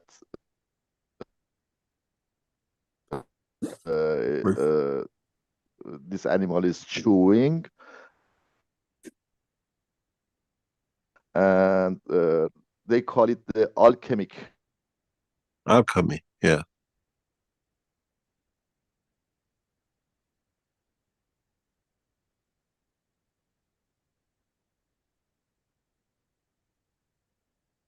Have we lost him? Mehran, you still there? I think we lost him. I think so. Yeah. Okay. If you switch his microphone off, if you have access to it, yeah. Oh, it's gone there now. I think he dropped out. Yeah, there's a problem with the internet in Iran at the moment. Okay. No doubt. Anton, can you open your microphone now, or would you like to speak?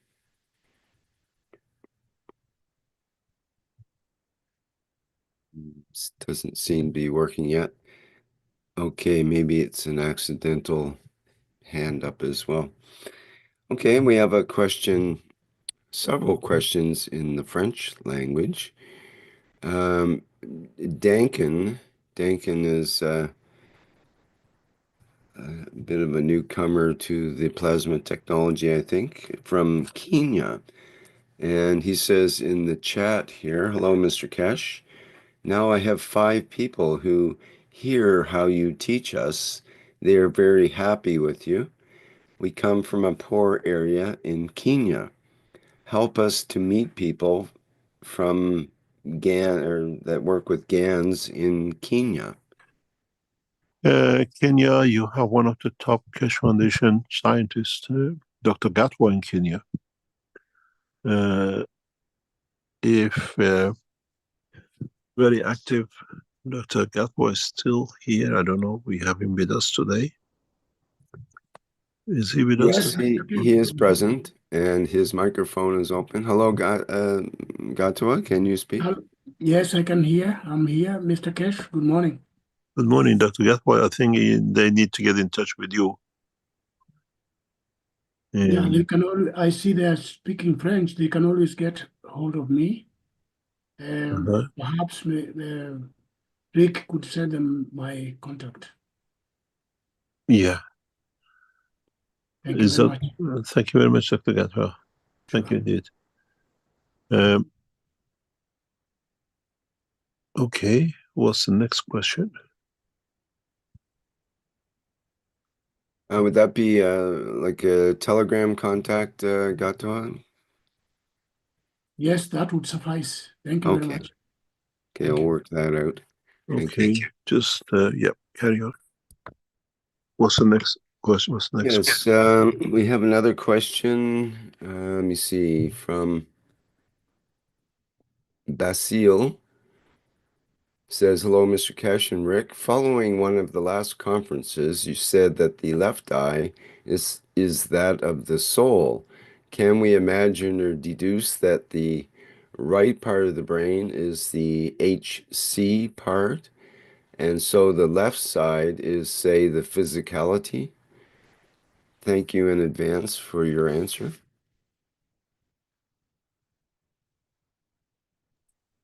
I don't understand. Can you explain?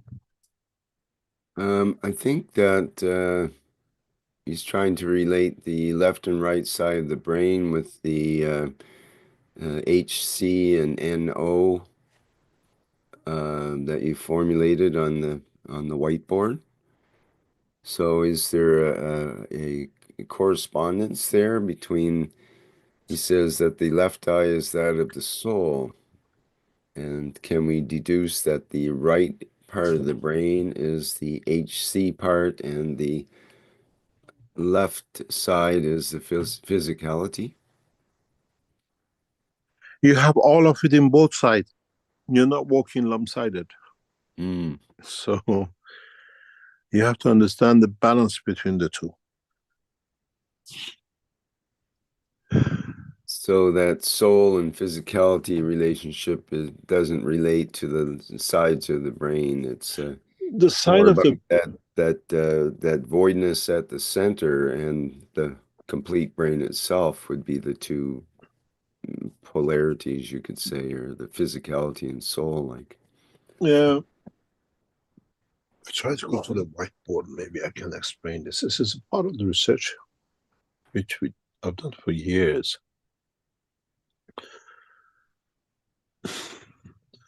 If you look at the brain of the man, I'm sure in the future researchers will see a lot of this. If you look at the shape of a brain, as you know, I'm a useless paint drawer, but try to give you something.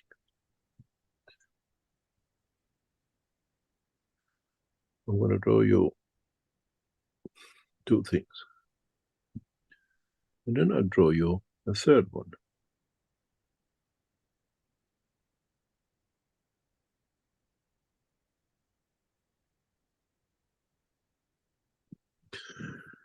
When you have a brain, not when you have a brain, take a different way physically.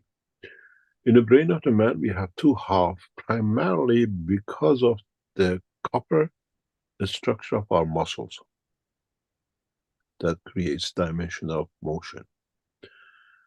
And because we chose to walk. The fields within the right side and the field between the left side, in that process, it's like two magnets, trinity. They create a field flow to keep the balance. I do a different color, you can't see the yellow, or I can't see the yellow myself. Do it different. They create what we call magnetic gravitational spacing. In a way, if we do it in a bigger size, distance, you have this, what we call positioning, which the two magnets create. And in this position, you have the center point. This point is movable according to which one has the strength, but because motion is constant once the plasma is created, is the center point. This center point, when all the energies are the same, equal, magnetic gravitational is a balanced field. This happens in the brain of the man too. So you have this. And so this is the position of the soul of the man. It's very easy to point out. Even the scientists in the future can pinpoint the soul of the man.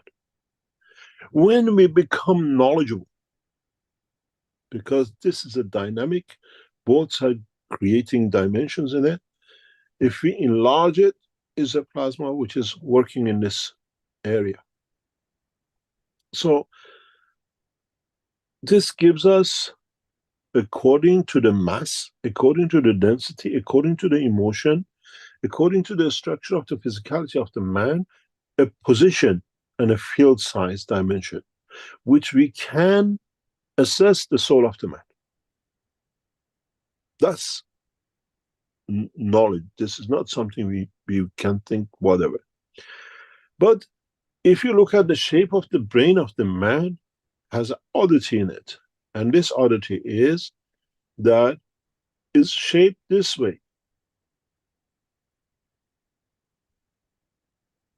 So the field strength, according to the whole lot, to be in that balanced position, this comes, sits somewhere here.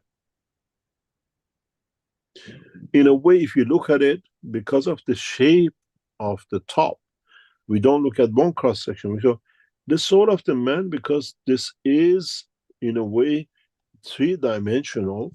If you look at it, what I'm talking about is something like this, that is three-dimensional. The soul of the man sits more or less somewhere here, in the structure of the brain of the man. This is the position of it. So we can see the characteristic of the soul of the man, behavior of the man, from the structure of the brain of the man. When I look at the MRI, when I look at the scan of the brain, I see the soul of the man, I see the behavior of the person, I see how this life was set up to be and how it ends up to be, because the set point is set. You cannot change the composition and the position and the structure of your brain unless you bring into it emotion. When I discovered this, maybe 40, 30 years ago, and it came through literally when I was young, when I was looking with my dad an X-ray, what do you call it, pictures, it brought a lot of things, but those days I couldn't answer it, how and why.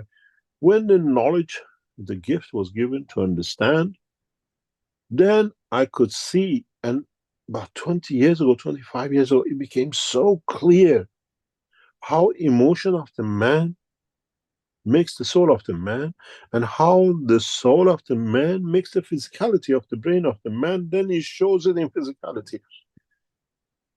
If you to do this, I had to look at maybe hundreds of pictures, X-rays. And I asked Rick to show you later on. You'll understand why we could crack through and understand things like MS, things like Parkinson, different than the present knowledge. And that's why we can attack it, we can handle it. If you look at an X-ray of, or MRI of a brain of a MS, it's very interesting. This brain is different. And they talk a lot of things about it, but they don't look at the emotion and the soul. When you look at the brain of, let's say, I'll try to clear this out, then it's much clearer for me to show you what it means. If you look at a brain, most of the MS people, you see something very interesting. The brain, let's say, is, if Picasso was like me, would have gone bankrupt. If you look at the brain structure, the brain, and you see the extent of the MS, you see by the shape of the brain. This is the front lobe of a brain, let's say, the left side. And then you see the right side. The right side is like this. Starts with this and then reduces. Or is the same, but it's this shape. The right side or the left side has a dentation and is smaller on the tip and then on the side. If it's on the left side, shows different reason for MS. And if it's on the right side, shows a different emotion about the MS, how it was created. We see the ones with the MS on the left side, it shows 100% direct target goes to the mother. If we see on the left side, which affects the right side of the body of the man, is to do with physical life, promotion, not reaching financial position, not being given what you wanted.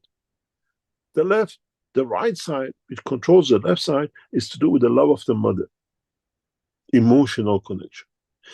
And then it shrinks. It tilts shrinkage to the right or shrinkage to the left. And then we see how the emotion of the soul, due to its own consistency, has done this shrinkage closer to me. And this shrinkage creates, we see in a physical dimension. This place, this, if I can draw it this way, this, let's say, is to do with the fingers, part of the brain. Before it was here, now it shrank to here. Energy has changed. The right hand does not move. Change of position. Physicality is not switched to it, shows paralysis. This side is to do with the upper arm. Before was here, now through shrinkage is here. It's changed the balance. You cannot then move your arm from the shoulder. This side is to do with the leg part, because they come through the same process. You can't move your toes. Now we see the change in the central line. The shin doesn't move. And the upper leg. When you look at MRI and X-ray of a MS, you can see everything in it. It's the life story of the man, because to me, as a scientist, understand these things, I see the soul. What has created the emotion that the emotion of the soul has created? And then I even have seen MS conditions where actually the size of the brain is this much. the person is still alive. She used to sit on a bench bed like Chinese do because she couldn't do certain movement anymore. Because all the brain is there. But the emotion, this is what I don't want to exist. I'm not going to put a bullet in my head, but I accept because I don't have, I want to show I need the love of the mother. And this is why we see the footballers having MS, actresses having MS, because we see the change on the right side of the brain or on the left side of the brain. On the left side, we see first sign of MS in the physical paralysis.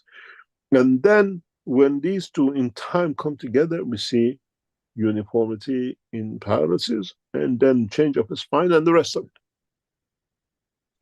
The whole process of the new technology, we even added this in a recent past couple of weeks into our what we call enhancement unit, wellness units in Germany, that we go directly for promoting the soul. Now is the judgment of the man to decide what I take, not the responsibility of our systems. We elevate that soul. We directly, exactly what I taught today, we go directly for the dimension and elevation of the soul of the man. We keyed it, we have bottled it in a specific way in the energy system.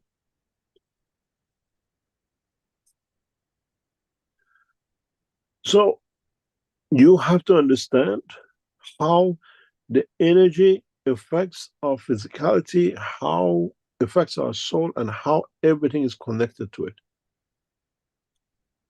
Even our physical brain shows our emotion. Rick, can you go on your favorite website, Wikipedia, and if you can look for the images, full images of MS, you should be able to see most of them.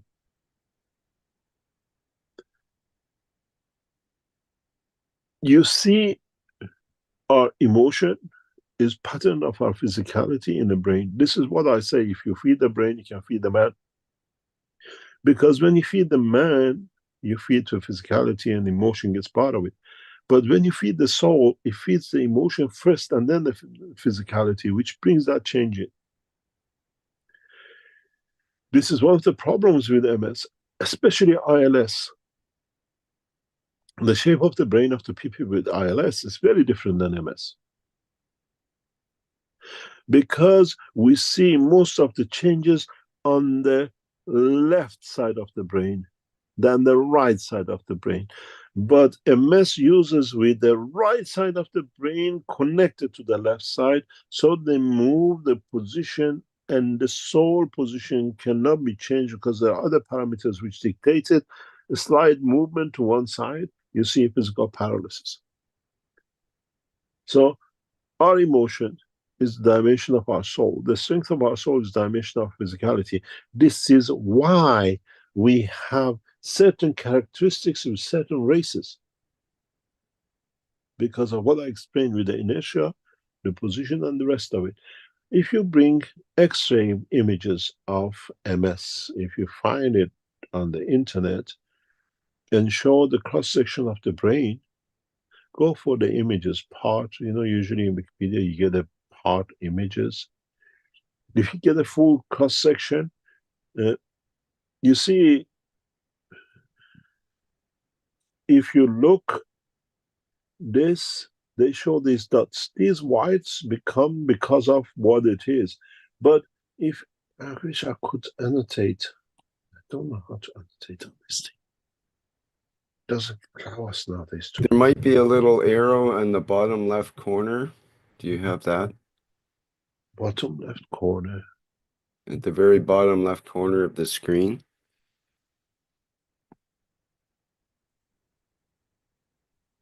Maybe I have to activate it or something here. Let's see. More details. This is on your side. Oh, you were right. Thank you very much. Okay, you good. See, this is not such a good image of it, but you see here The doctors look these white dots. White dots comes because of the soul position somewhere here, retracting. This mass connecting together creates a white side. You see here the shape of the brain, and this corner shows the beginning of MS. This white dot, they put the red arrow on it, is very much like what we saw with corona. It's the contraction because of the emotion creates this mass. Here we see more physical dimension. If you can go on the images of the Wikipedia or internet with the MS, you see much more clearer. You see sometimes this shrinkage is as much as more or less to this point. Somewhere here. You see it shrinks. They look at this physicality, but this shows, this image here, it shows MS on the physical, tangible life. I didn't get the job I wanted. I didn't get the promotion. I didn't get the actress job I wanted. I didn't get as much as a other football player. If you see the reverse on this side, you see emotion of the mother, only mother, nobody else gives a man the paralysis because it's the one who loved, who holds, who created.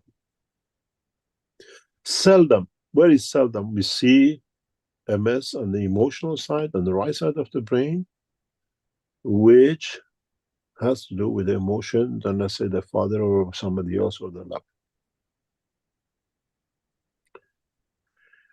You see MS in the lover point, especially in men who love women, who fall in love with, and they can't have, or something happens, we see on the right side of the brain MS sign.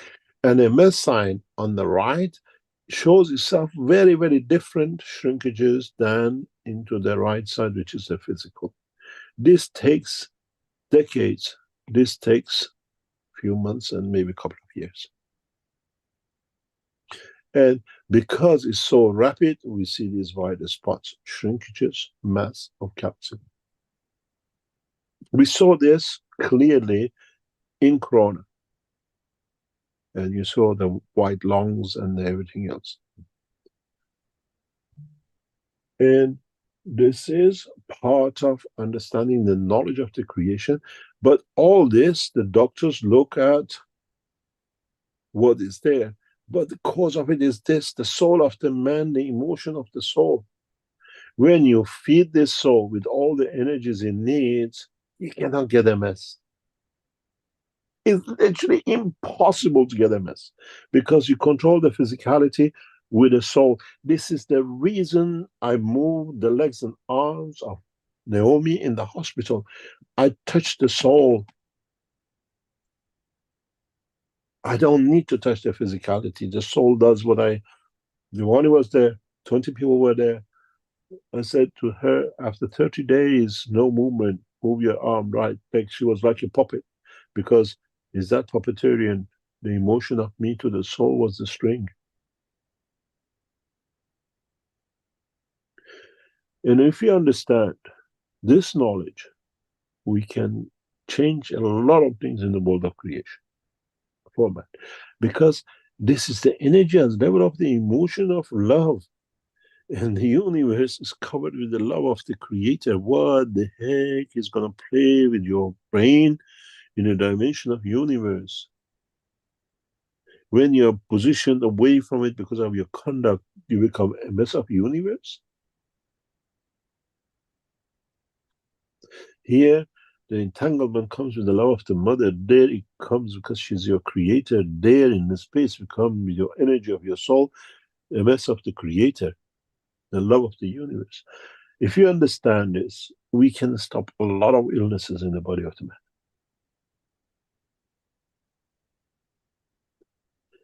And this is the essence of the creation.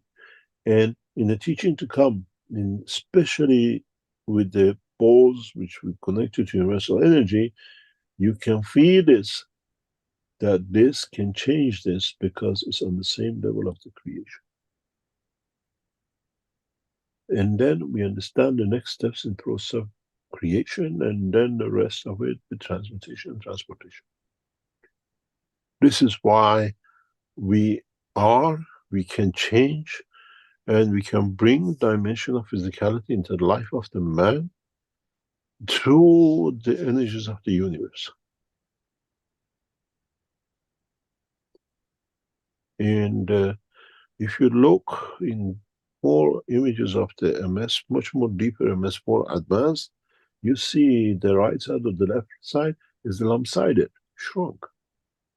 And the deeper the age of MS, the more shrinkage, the more disabilities we see. And then one side disables, the other side pushes. We see pain on the spinal cord because of the change in energy levels, which goes down this spinal, from the soul down the spinal cord into the legs and the arms. And he explains everything. If you understand the way we understand the process of the emotion of the soul of the man with the physicality, you see why the pains they go, why the emotional conditions they go through. With the soul of people who got ILS, we see different brain structure totally, where in fact in most of the cases we see in the difference. If you look, most of the cases in the ILS we see changes like this.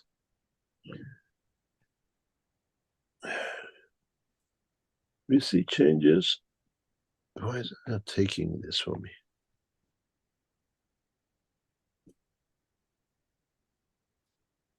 I don't know if you can see the green. You can't see the green. I'm going to choose something else. Let's see if you see the blue bit. You see the changes in ILS like this.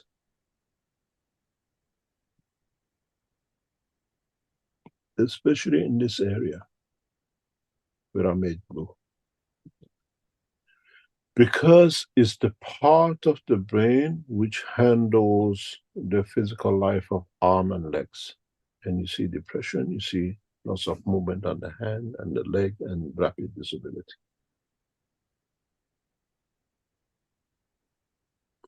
We see a bigger indentation on the, above the ears, upper side of the brain, and it tells us this is ILS.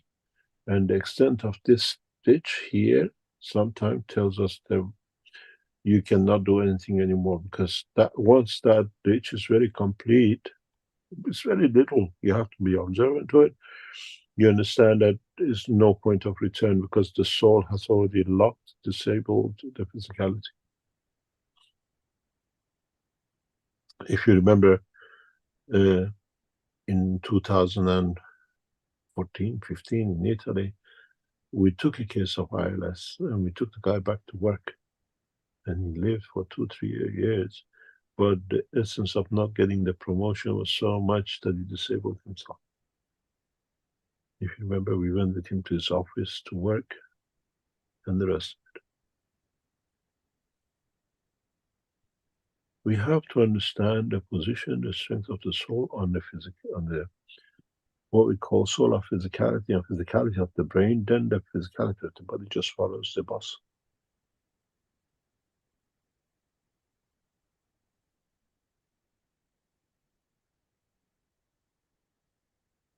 And it takes a fraction of a second to bring that change. One fraction of saying, I wish I was dead, I didn't get the promotion, you triggered it if it's at the right strength. I didn't get the love of the mother. I wish I could. My brother, my sister, my father took that love. I wanted that touch. You triggered the MS. 40 years later, you pay for it.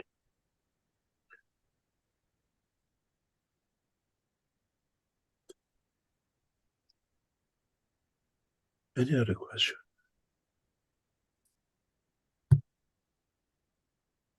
Well, we have a hand up with KFM customer service. I think that was an inadvertent hand from you, Mr. Keshe. Oh, everything's possible nowadays. Even you can make a mistake So sometimes. it's just First one ever. it's just I can't get the pictures. It bothers me. You Okay, can't can you take access. I have to access myself. I see mute and rename. I don't see the hand. You have to take my hand I off. can lower it for you there. Okay. There we go. Yeah. Okay, we've got well, 3 hands that have popped up in the meantime here. So we can start with Moshfek, and then we have Carl, and then Dimitri. Okay, Moshfek, you should be able to speak there now. It was an accident, sorry. Oh, it's nice to hear from you after a long time, Moshfak. There are no accidents. Yeah, good to hear from. I love to hear from you all the time. So. Thank you very much. Moshfek had some interesting things to say in the plasma group yesterday about the flying carpet. Is there anything you'd like to say about the flying carpet here now, Moshfek? Maybe a question or comment on that? I don't have any specific question. What Mr. Keshe is talking about, the soul, is I mean, everything is kind of connected from the soul level to anything that I can think of in the physicality level, or even in the spaceship design or any control system. So my interest is in control system and how soul does the control system. That's what fascinates me. And now things have become a lot more have become clear because I can do the experiment within myself.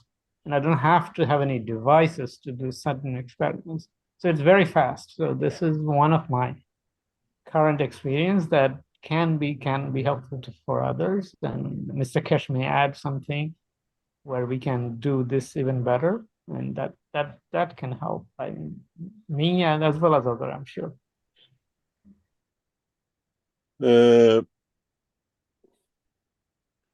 If you learn how to control your emotion, you learn how to bring a lot of things about transmutation and transportation under control.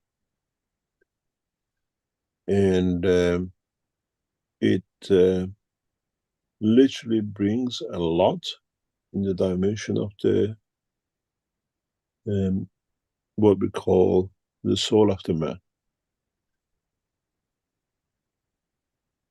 What will be interesting is how much we learn about ourselves to control that emotion, and how much we understand about ourselves to bring that change without prejudice to ourselves and nobody else.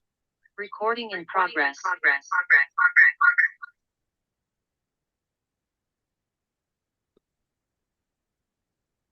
Any other question?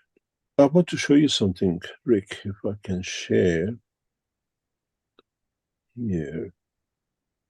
I want to show you something we just took out. And you see, this is a very clear example of the MS break. This is on Wikipedia. You can go on the internet and find it. This is where you see here, as I was explaining, on the right side, we see the reaction. Let me see if I can do it here, which is easier for me. We see this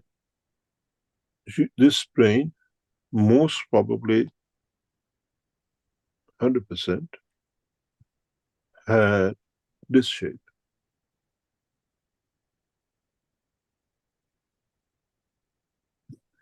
And you see at the bottom here, again, a ditch.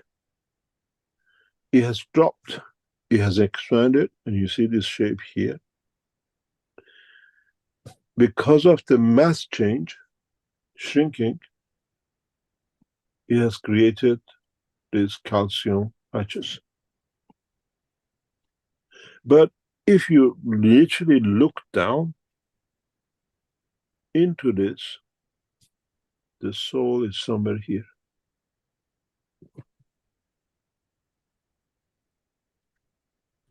This is the frontal lobe here somewhere, and has shrunk to the back. This put the pressure on the spine because is tilt of the continuous pressure on the back of the head into the upper part of the spinal cord, which creates pain and pressure on the what we call the lower back. But the position of the soul is very clear. You can actually see it here most probably. These doctors look for these white spots through the shrinkage. But in fact, the cause is an emotion which usually comes from this part of the brain.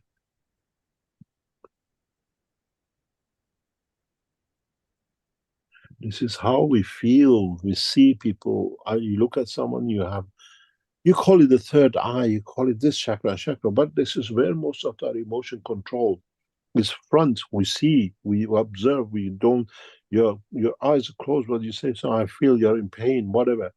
So the same goes from here, the emotion affected. So changes, physicality changes. We see these white spots. The present science look at for this. In the science of creation, we look at the energy change, which shows is the right side. This MS has a root in financial, in position, in the physical life. If it was on this side, this is to do with the love of mother. But we see some very tricky thing, what I explained to you, this gives it away. This brings in the dimension of the love. I want to live. I give up. I don't want to be here anymore. This gap gives us a lot of understanding about triggering up the life you want to or you don't want. We see the same kind of pattern in Alzheimer's. Why do we see certain patches in certain areas as this is Alzheimer's? Because we have created a switch, calcium, not communicate. We block, no more information.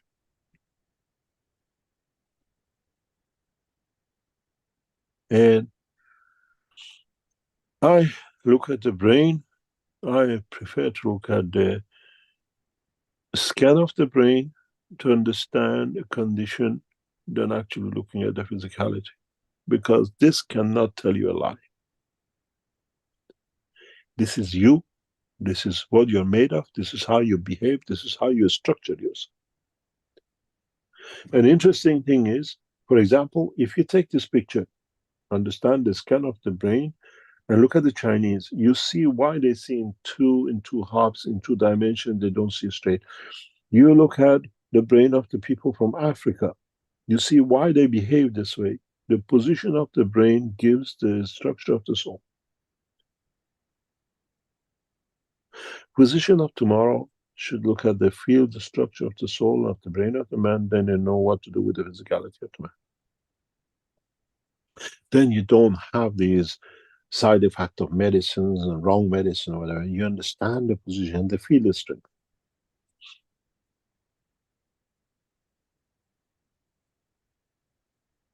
In world of science, from the physicality of the manifestation becomes very easy, because then you can assess yourself in depth of the universe. When you manifest yourself, what have I got different than the local people on planet Zeus that I have to change in the structure of the brain or my central control we call brain to fit into the environment of the time, place, and position.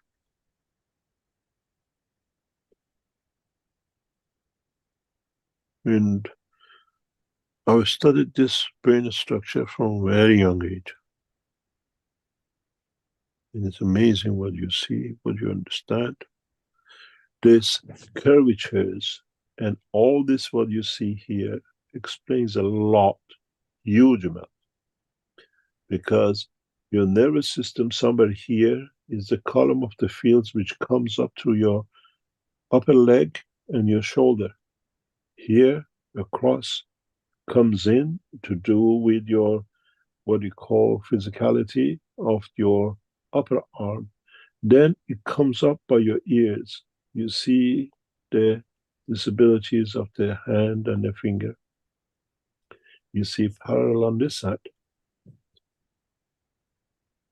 Deviation, like blockage here. You see these wider spots here.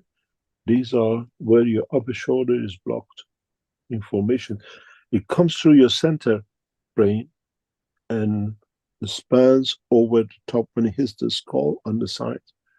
This shows what disabilities are in the physicality of this person.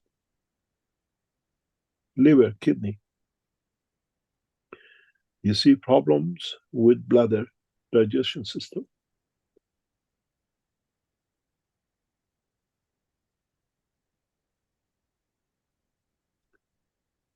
When, as a scientist who understands the structure of the fields and the structure of brain of the man, I don't need to look at the physicality of it. I know the disability without seeing the body.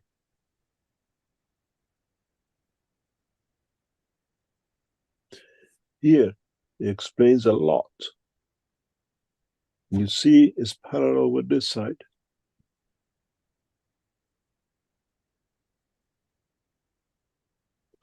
This is to do with the structure of the lungs in upper left and right and breathing system. This is a late stage MS and more affects the breathing system. This is why most of the MS people die of the infection of lung.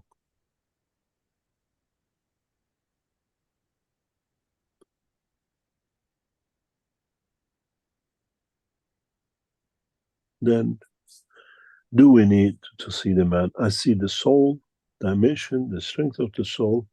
I know what this thing is made of in the depths of the universe. That's all I need to know. What creates in reaction to his environment, to his physical dimension of his soul, of physicality, is his job. I see the soul cannot lie.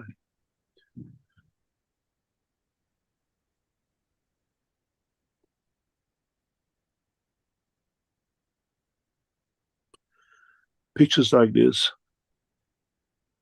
fascinated me from the age of 7, 8, lying under the X-ray machines in different hospitals in Iraq, with my dad telling me it goes through you is a magic ray. I had to find out the magic.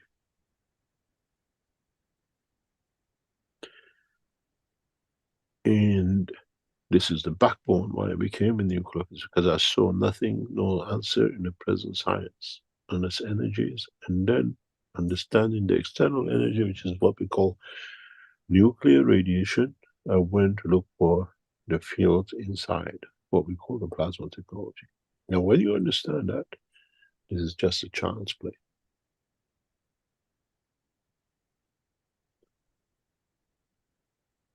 Any other question?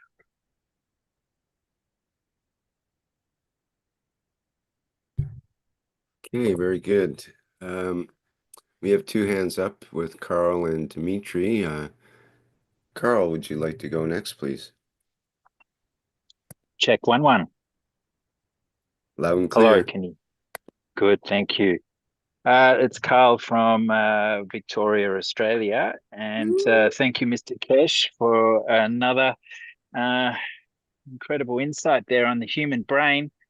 And I'm someone who suffered from a lot of concussion playing Australian rules football.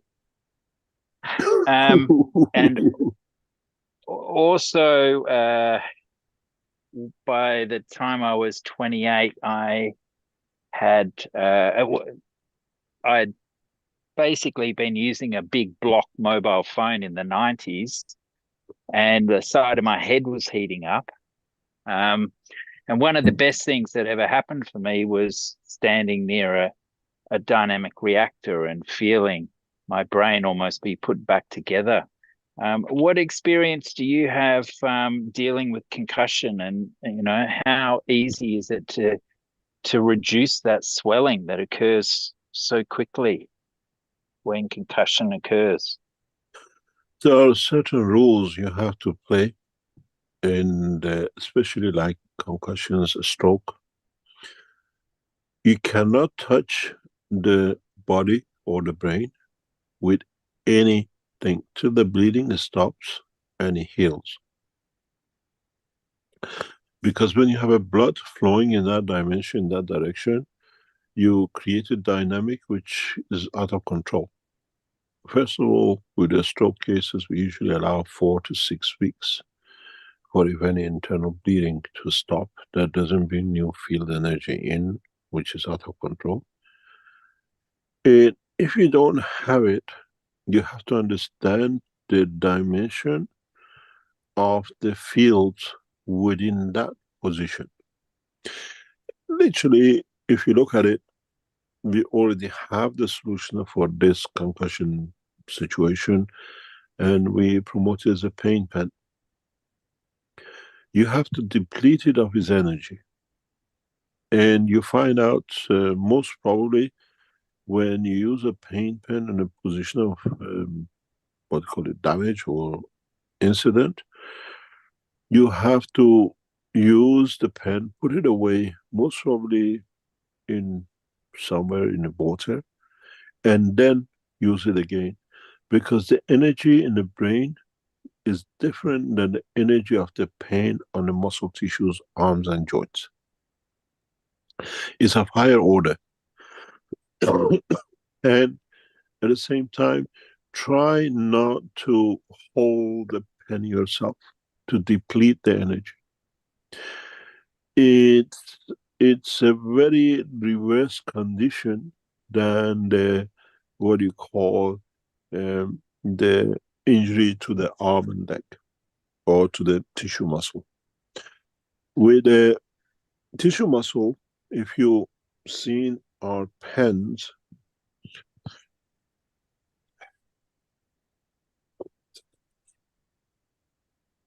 let's stop sharing. Just 1 second, please. Stop sharing. I create a new whiteboard I explained to you.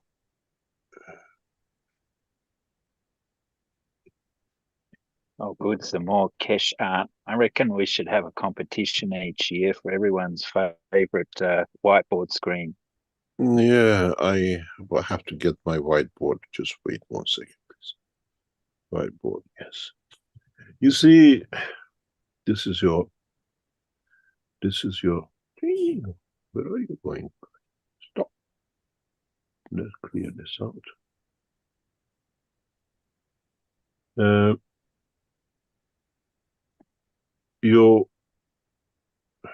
I'll make it this way. This is your head. This is your body. And this is the famous blue pen of the Keshe Foundation, which is like this. Yep. In your body tissue, in your muscle tissue, pain pen, you use it this way. Because it's more or less in that dimension. On the concussion, this is a very small but energetic material inside, and whatever you make it, I've seen a lot of people coming up with a lot of things with it. You transfer energy between the pain point and the body. Oh no, let's get black. You transfer here and there. You have to understand the brain uses different field strength, much more than the physicality in the position of pain. What I will do, I use the pen this way when it comes to concussion. You understand? Mm-hmm.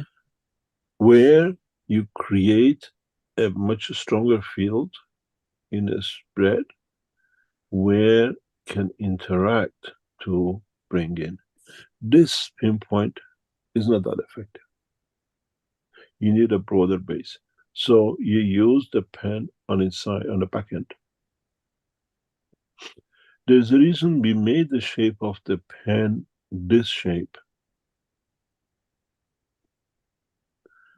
If you have a long injury, if this is your arm, and you have an injury on the arm, you use the pen on its side,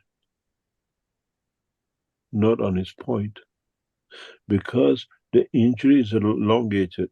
You put the pen on the side of the pain. Do you understand? And there is a reason for making this pens this way. If you look at it, again, is a star formation. Rick, if you bring a picture of the paint pen on the Keshe Foundation site, you see it. What was it? And there is a reason we do this. With the whole structure of many things we released at the beginning was done on the science of plasma, not on the science of material condition.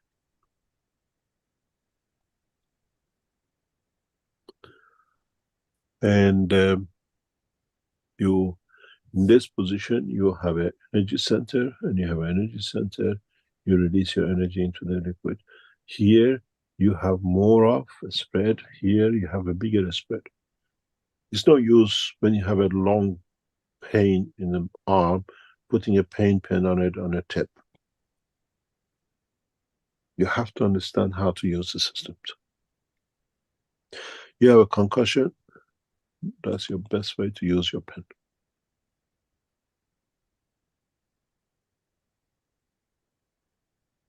On the side, okay. Yeah, on the back of it, back end of the pen. Just put it in the position. And you have to understand, I've seen a lot of people make this circular pen and blah, blah. Where are you going to lose the energy? Where is the balance going to be? You understand? This was a specific reason we designed this pen this way. Do you want me to show an image of the paint pen? Yes, please, if it's there. Yeah. Okay, I'll have to interrupt your Don't worry. program there, but you see the shape of the pen is triangular, it's a star formation.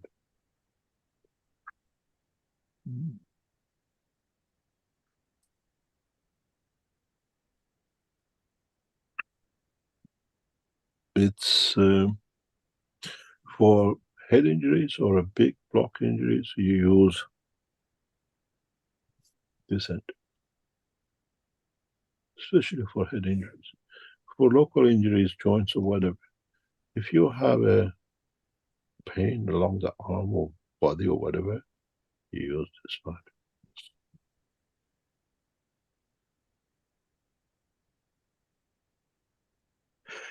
Knowledge seekers made paint pens with coils in it like this and coming to the center.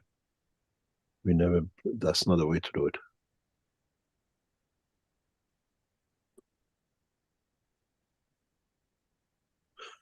Very soon we launch infection pain, where you have infections in the body, you use the pen to take out the infection totally.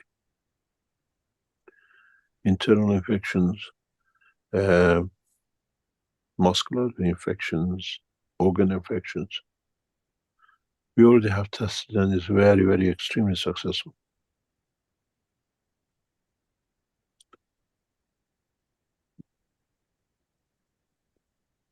Mr. Keshe, can you just explain a little bit more how you talked about draining the pen and resetting it? That's something I've always been interested in with the GANS bottles. As they lose their amino acids, they appear to lose some of the impact of the field. Is there a way, can you explain that resetting process? There are different ways to do it. Depends how you use it. A lot of knowledge seekers put a pen somewhere and walk away with it, and that's it when I need it. Try to understand that you're dealing with fields, not just with the body of the pen.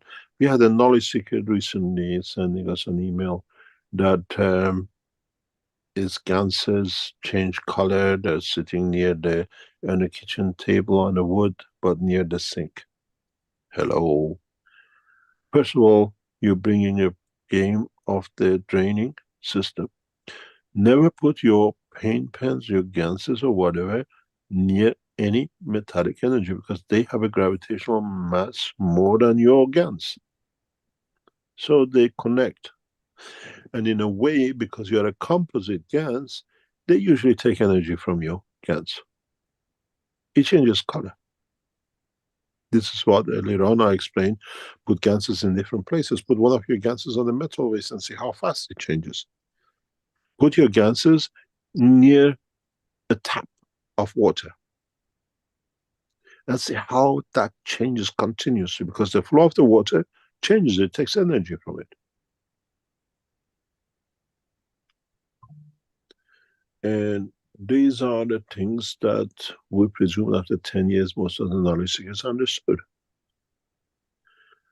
When we will release what we call the infection paint, it'll change some of the world of medicines, all understanding of the work. You got to realize, if you have a pen, you used it, it has absorbed energy. It's inside it. It's not just a pen. What's inside takes energy. You have to bring it to a balance. And that balance, as part of its process, crosses the condition of the paint itself. When you use a paint pen, is energy. That energy is connected to feel the strength of the amino acid, which is part of your body, or amino acid of your body. And there is a process that you can create that amino acid inside the pen, replace it, replenish it. That's how you connect. This is why we always told you, whenever you make ganses, take the amino acids, hold it separate. Don't wash your amino. You cannot wash the amino acid. Is the field the same? It doesn't look fatty anymore, but it carries the energy of the amino acid. That's a whole key. So you take energy and the field the strength of amino acid. You only can connect if it's amino acid. When you make something for creation of connection with the body of the man, you need that link of amino acid.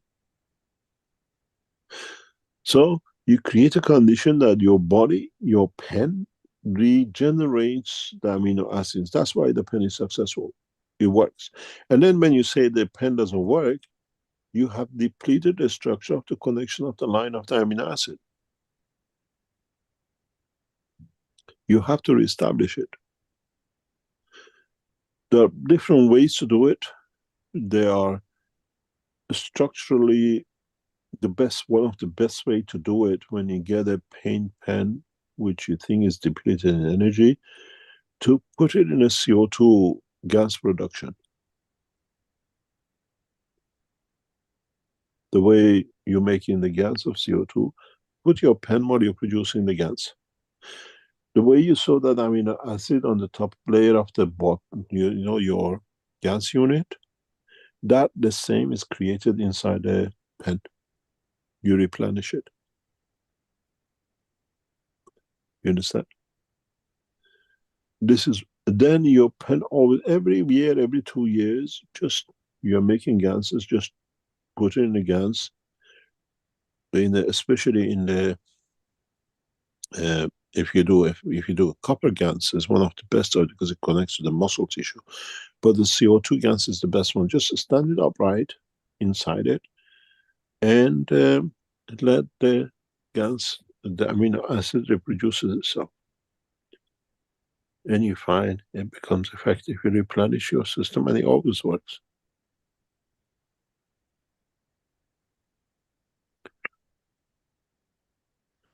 Thank you. That's a beautiful one. Yes, I've taught this before. This is one of the ways to replenish your amino acid in your pens.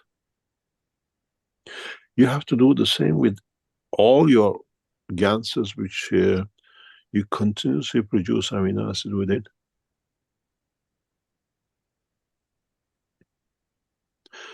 If you look at some of the Keshe Foundation production lines in the factories we had and in the agricultural unit we use, we have a very specific, we've designed a specific system for this because we understand it. Can you take your sharing your picture off, please, if you can?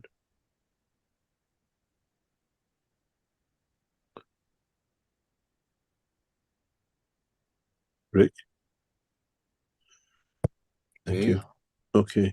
If you've seen, we don't usually show these things, but if you've been to our factories, if you've been to production lines, when we have our GANS production units, we have a special system on the top, very, very small, shallow, which only produces amino acid.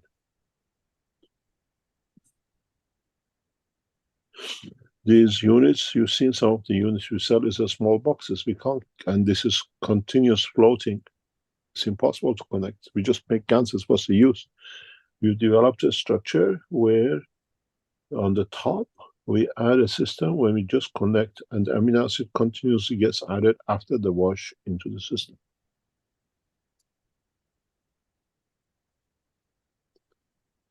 Because when the gases go, 95%, 99% of the amino acid which is on the top in the wash disappears.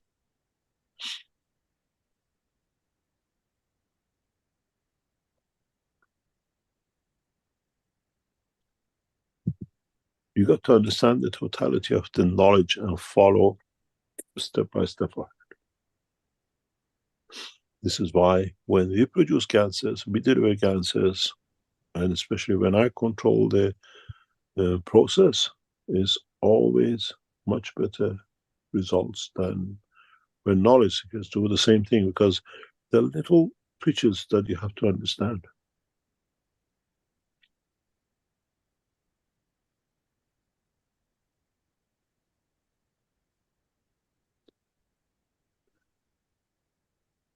Any other questions?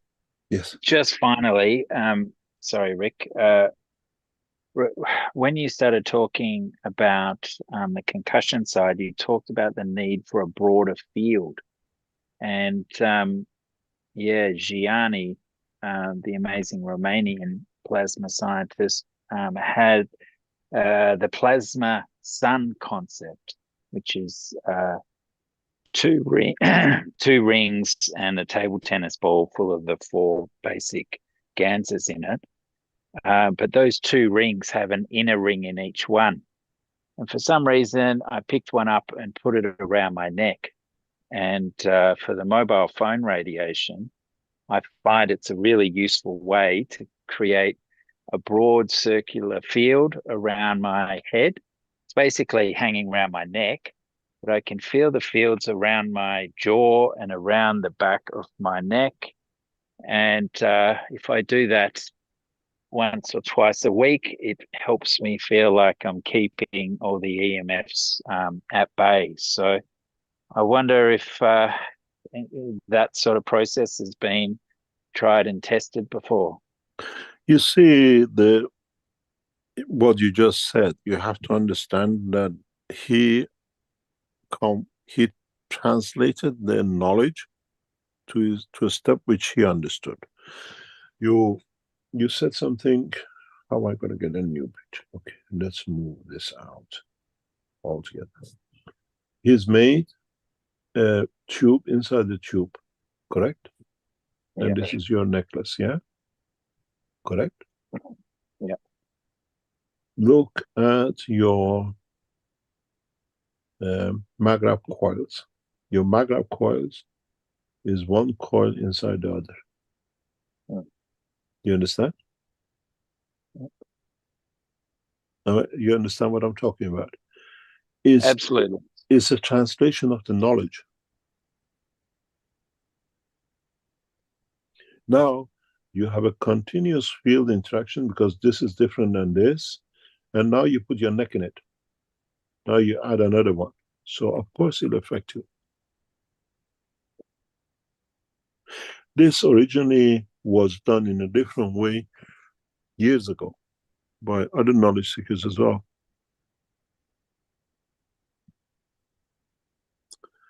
Is translation of the knowledge, but the principle is the same. If you understand the process of the maggraph technology, you can do massive things with it.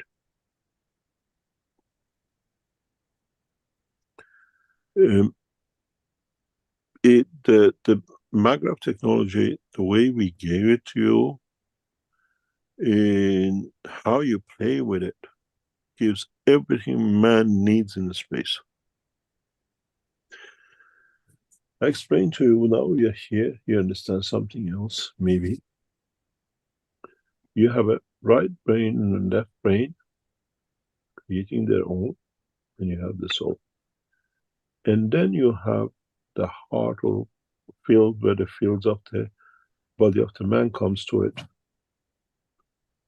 And then you understand this at the same time then has an interaction of its own. You understand? You cannot change, no way, the position of the heart of the man with the position of the soul of the man. And in that process, if you understand this interaction of the fields, this dimension of the physicality, how they interact, how the fields are changed, gives the dimension of the physicality of the man. In how you position the soul, how you position the field, this position of the fields of all the energies, plus what comes in from the environment, which comes through the breathing of the man, and in connection of the fixed position of the soul, shows the creation, the position, the behavior of the man. The position of your soul and the position of your heart gives the behavior, your physical shape. This is why we see people similar to each other. The interaction is so precise that creates the feature of the man the same.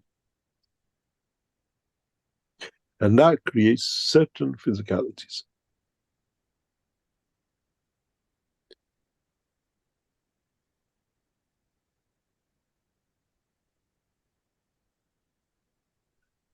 Then is a certain inertia which comes into it, the inertia of the field of the soul, and the soul of physicality, which creates a dimension of the physicality of the man.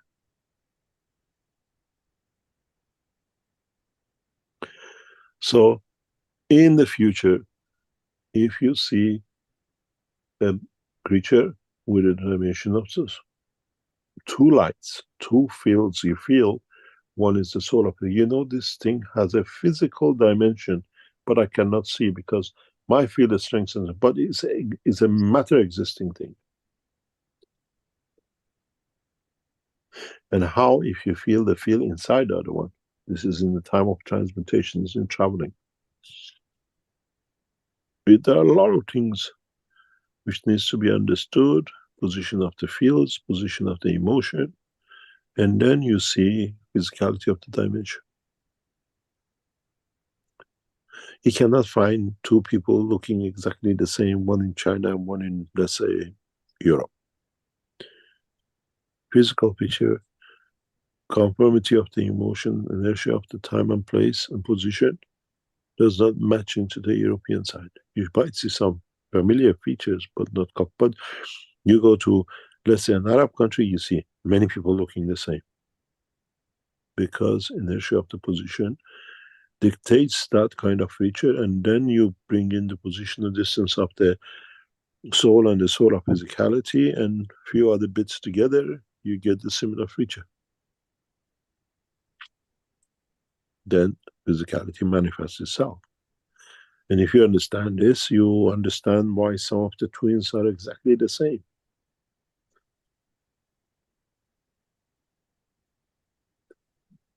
There's no difference.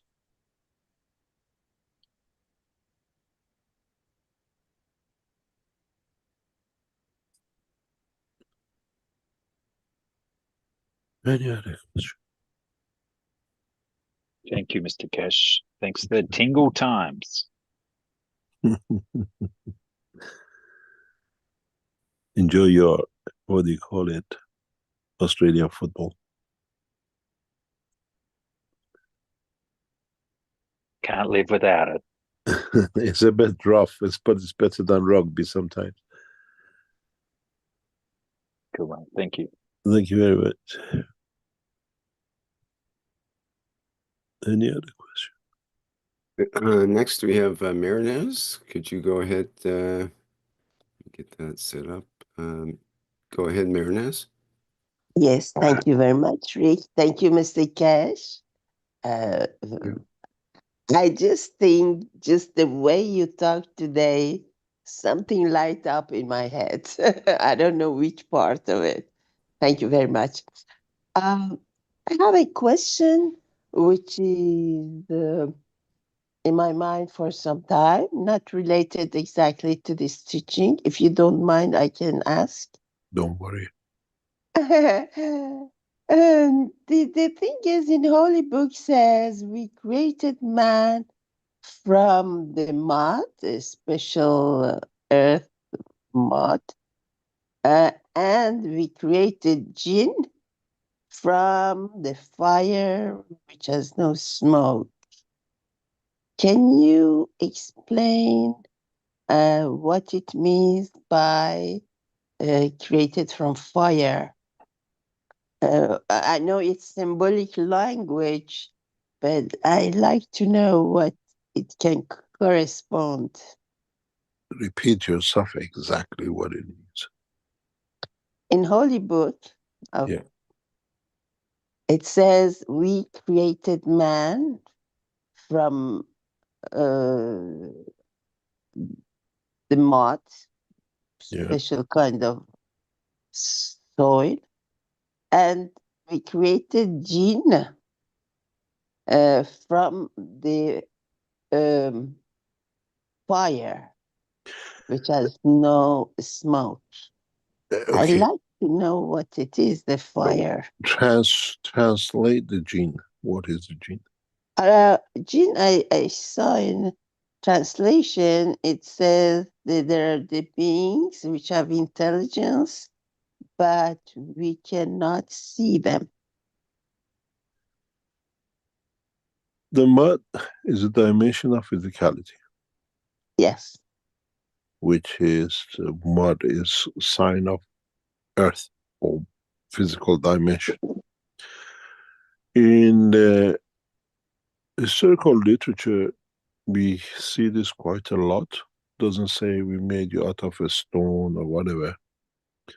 Because mud has a dynamism. It's like your physicality of the man. What the gene or the fire means is the fields of the universe, the creator. Which interaction of the love of the creator with the mud, the earth, leads to creation of life. The mud is that NO, and the CH is that fire. That's what you call gene, energies of the creation. We would not have had life on this planet, or even the universe, if we do not receive the love of the creator or connection to the central line of the creation, which dictates the size, the shape of what we call the amino acid of the man. So the fire is actually life. Life has fire. It moves, it absorbs energy, and it creates dimension of conformation. So in a way, the interaction of the field of the creator, what you call gene, with the mud of the earth creates a fire which is the soul of the man, the life.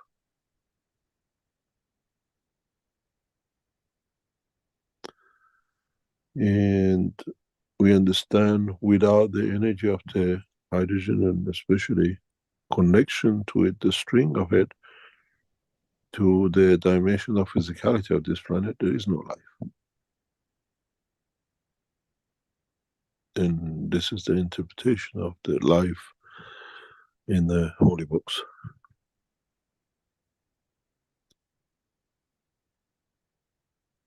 Yes, and then sometimes they say the Shaitan, Satan, is a jinn. It's from jinn category. Or interpret, or how I interpret Shaitan, or the devil, we call it, is what you give to it, what it gives to you that moves you away from the love of the Creator further out, if you explain it that way. In a way, it adds to your mass, it adds to your, what do you call it, to your position. In the fields of the plasma, you look, in the fields of the creation, you look at the dimension of the fields, and it's hidden in a lot of ways in different names.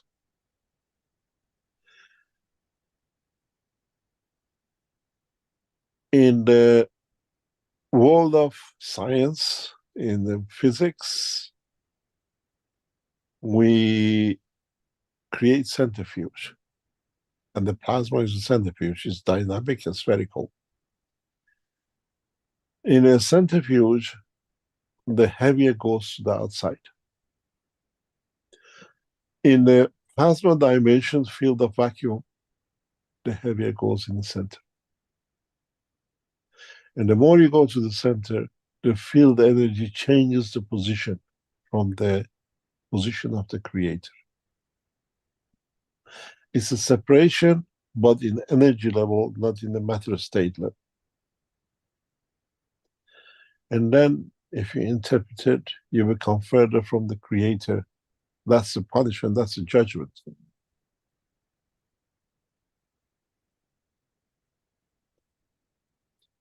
And so they have created different names for actually the same thing. A position in respect to the Creator, to the love of the Creator, to whatever you call it. God, Ahura Mazda, whatever name you chose for it in the language.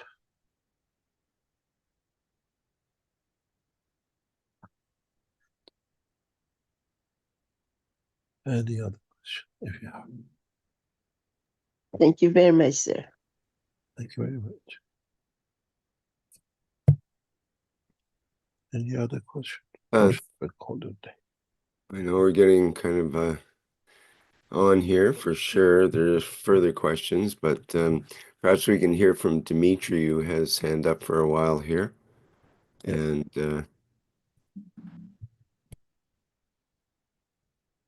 thank you, Rick. Can you hear me okay? Yes, we hear you. Thank you. I'll be as quick as I can, Mr. Keshe. I know we're coming up to the 3-hour mark.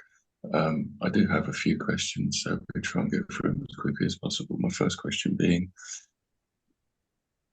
Iran has chosen to open the technology to the rest of the world by implementing peace on the battlefield, as seen with the Starship formation in the sky, preventing missiles from hitting their targets, reducing the escalation of murder within a dimension of blue planet Earth. Well done, Iran. When and what government is going to collaborate with the Keshe Foundation, implementing the dimension of feeding the totality of nutrients, vitamins, and minerals required by the human physicality on blue planet Earth, and providing free electricity, leading governments and humanity by example, think good, speak good, do good, into the inevitable future? What government is going to do that? Thank you. The government of Republic of Iran will show this technology very soon.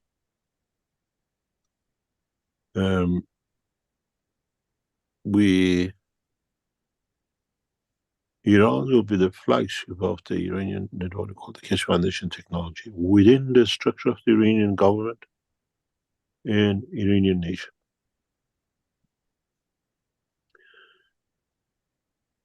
And as we will see, as I said to the Iranian leadership, the plasma technology will manifest itself from Iran as an independent and new technology for human race in the coming weeks. Excellent. For the first time, we will see a structure set up within the structure of the Iranian government as a structure as high as a ministry possible in the coming time as a plasma technology ministry and what we call companies and structures. And we will disseminate the technology through Iran, even with the contracts we have with the Chinese and other nations through Keshe Foundation.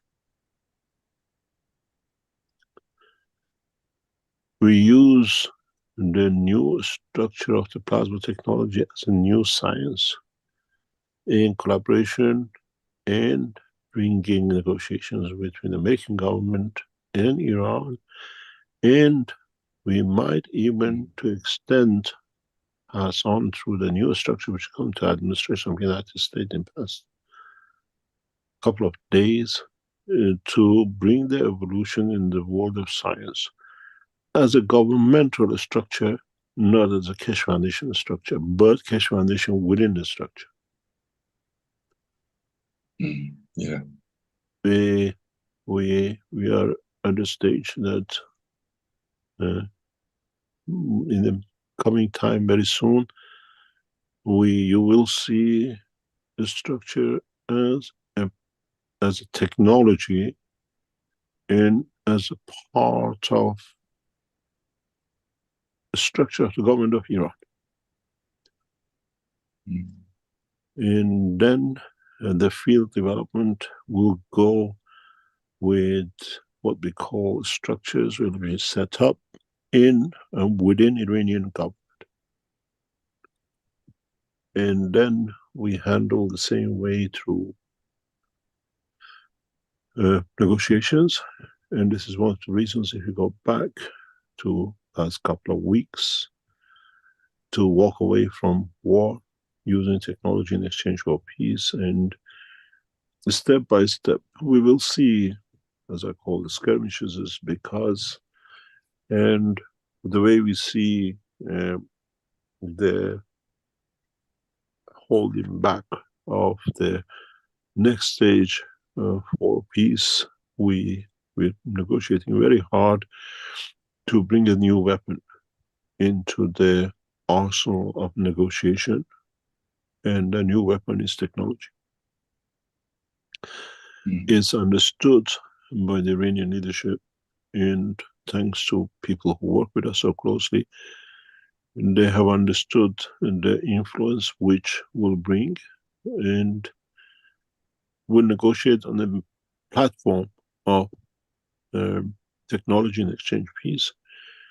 And as I hear, the group is already set up, and we were waiting for the outcome of negotiations or what you call elections in the United States.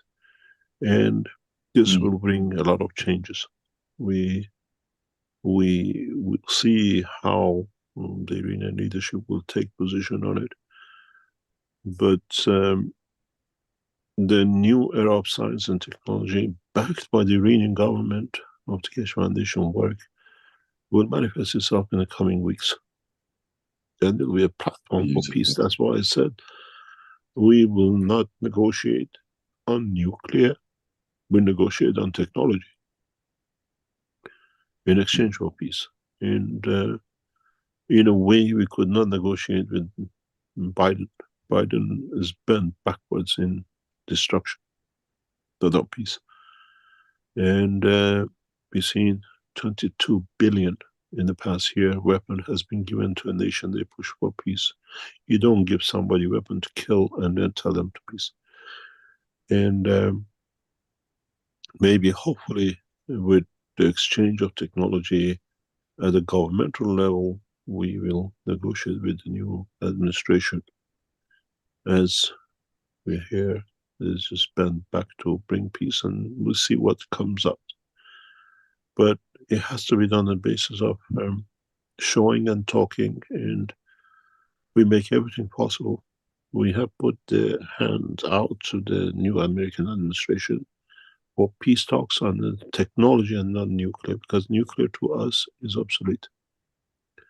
But you have to understand, Iran is a very large structure. Iran has different arms of work, and we have to navigate and negotiate, and in a way to teach our people to walk away from a lot of things. But we have people who spend their life, especially in Iran, certain sections, to develop rockets and other things, and they don't want, or they see the solution only by bombing. And up to now, thanks to the wisdom of Ayatollah Khamenei, in past few weeks we managed to curb it, or at least keep it under control to see what next step is. But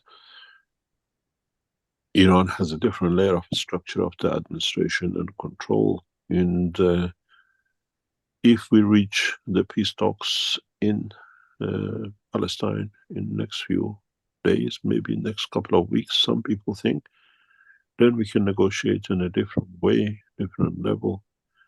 And as Trump said, there should be no war. And if he sticks to it, we exchange technology in exchange for peace. As I said, American administration, new administration knows how we work, what will be there.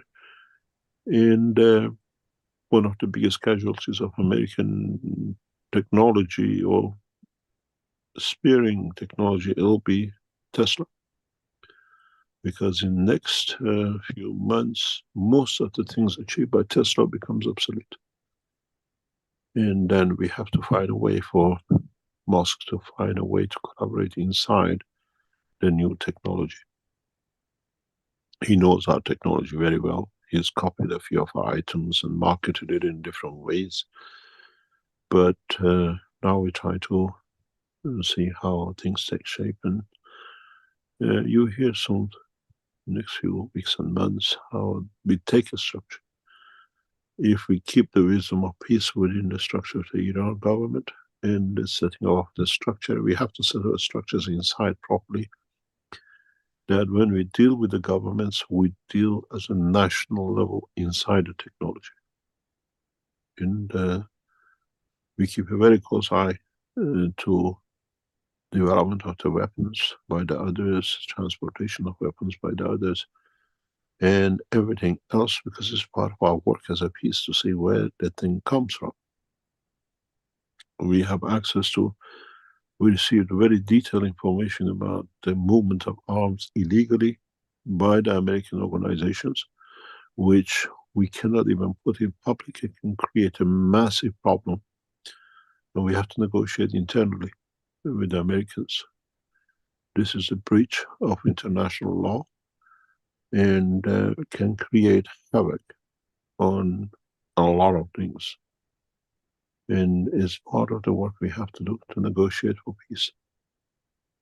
And we have to see, you got to understand, the present situation in the Middle East doesn't come out of the people interaction.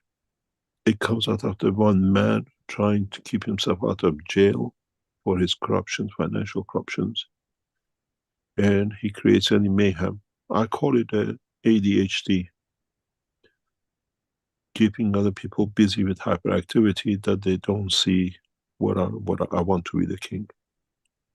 And we see it in Netanyahu, and it has to be dealt with because of one way or another by himself.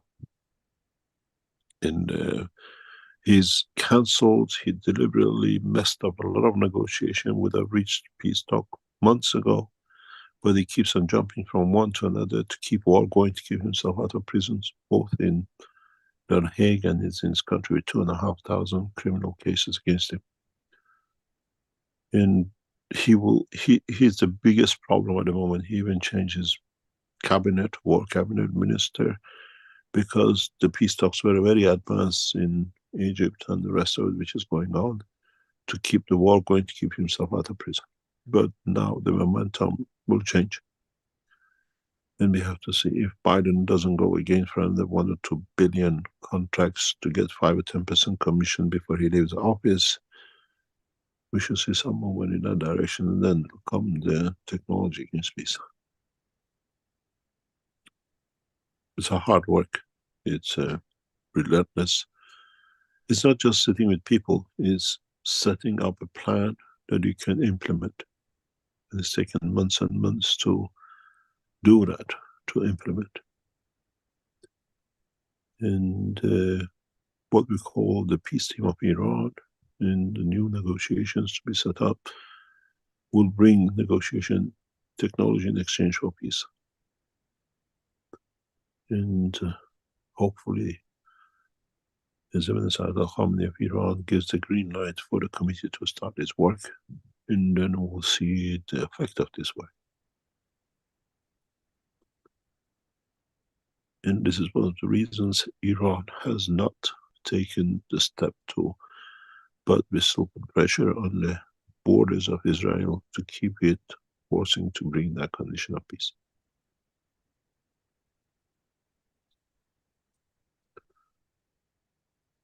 I hope this answers you, but just you have to wait till we get to that point.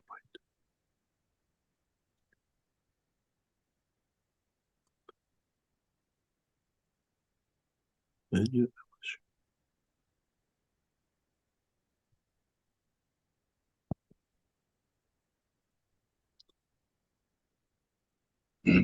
Dimitri lost his mic there for a minute. Was there a further question, Dimitri, or should we wrap things up? Thank you, Rick. I do. The very quick questions. Mr. Keshe, thank you, Rick. Mr. Keshe, how small is the smallest black hole in this universe? And can a black hole be created on a miniature scale? every atom has its own black hole. Okay, thank you very much. It cannot exist. Okay, excellent. All right. You have to understand the explanation of the black hole. Black hole is where, due to massive gravity, we absorb energy. If an atom cannot absorb energy that it can give to confirm its existence, it cannot exist. The only way you can disintegrate plasma is to add or to take fields from its black hole. In the body of the man, we call these black holes chakras, where the central point of the energy sits in respect to its environment, the organ around it. But in essence, every plasma, every atom has its own black hole, and without it, it's disintegrates. And this is one of the only ways that a man can change the cycle of his life. How does the black hole manifest in relation? Excuse me. How does the black hole manifest in relation to the soul of, for instance, an atom? It is the outcome of the balance fields of the magnetical and gravitational between two plasmas. The black hole is the outcome. Yeah, that you created, of course. Right. Certain fields which cover the spectrum of the fields of the universe, they become, because black hole cannot be only one field strength, but it has to be able to survive in the full spectrum. But what manifests itself is given a field strength. Okay. This is how your brain is created, on the creation of the plasma of the soul, the black hole of the soul of the man, then the interaction with the environment of the fields of the mother, understanding the dimension of the physicality in the plasma of the copper, we start creating the structure of the brain. And then that leads to the structure of the physicality. We don't get our arms and legs in the womb of the mother first before the brain and the heart is done. The combination of two plus the third one, which is the soul of the mother, creates condition of the growth in the fields of the womb of the mother of the physicality, with energy fields from the what we call the soul of physicality of the man, which is the heart of the mother. That's why we feel our mother. That's why we have such a connection, because we are created out of the fields of the soul of the physicality of the mother. You have to understand when you are a fetus in the womb of the mother, you more or less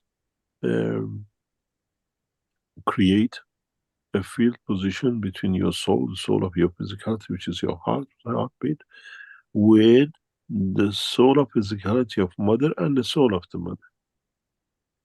This is how we are fed in the womb of the mother. So that is the structure, and that the structure demands absorption or attraction of the fields. So the soul of the man has to have a full spectrum of it, because each field's strength, one needs the creation of cell of the heart, one needs the cell of the bone, one liver, and the rest. So the soul of the child is a full spectrum, and it has a matching of it with the soul of the mother and soul of physicality of the mother. That's why the black hole has to have a full spectrum, and then as given the strength according to the nature of the plasmatic inertia, lead to creation of the organs. Right. Thank you, Mr. Keshe. Thank you. Just finally, very quickly, you mentioned in a past teaching that humans would be able to see each other's aura, providing at a minimum a visual clarification of the current emotion of the human in question. Will this beautiful phenomenon of reality, of everyday peaceful knowledge-seeking life on blue planet Earth, be less than a century away from manifestation? Thank you. We see auras according to the field strength of our dimension of the wish. Some people have that condition and some people don't. Some people can create, but we all reach that point of being able to see the interaction of the fields. It's like the atmosphere of the Earth. That's how we will survive in space. Confirmation of existence and what comes out of it in the physical body, we call it aura. Rick, is that for today? Shall we call it a day? Yes, Thank you, Mr. Keshe. You're welcome. you've gone double, triple overtime here, Mr. Keshe. Thank you very much. Thank you indeed. We call it a day. We see some of you tomorrow in the session, and then hopefully we see some of you next week or the week after for the November session of the Keshe Foundation. Thank you very much, Rick, and hopefully we'll see new dimensions, new understanding with the new teachings. See you next time. Very good. Thank you, Mr. Keshe. And those that still have questions left over, you can bring them into the next workshop, perhaps. And thank you very much for all the great questions today and the wonderful teaching, Mr. Keshe. This has been the 563rd Knowledge Seekers Workshop here on Thursday, November 7th, 2024. There was actually one thing, let me show you one thing before we go, Mr. Keshe, if you're still there. With the image that I have here of our flying carpet, you probably haven't noticed because it's quite subtle, but underneath the carpet, on the bottom part of the carpet, are a number of images, actually.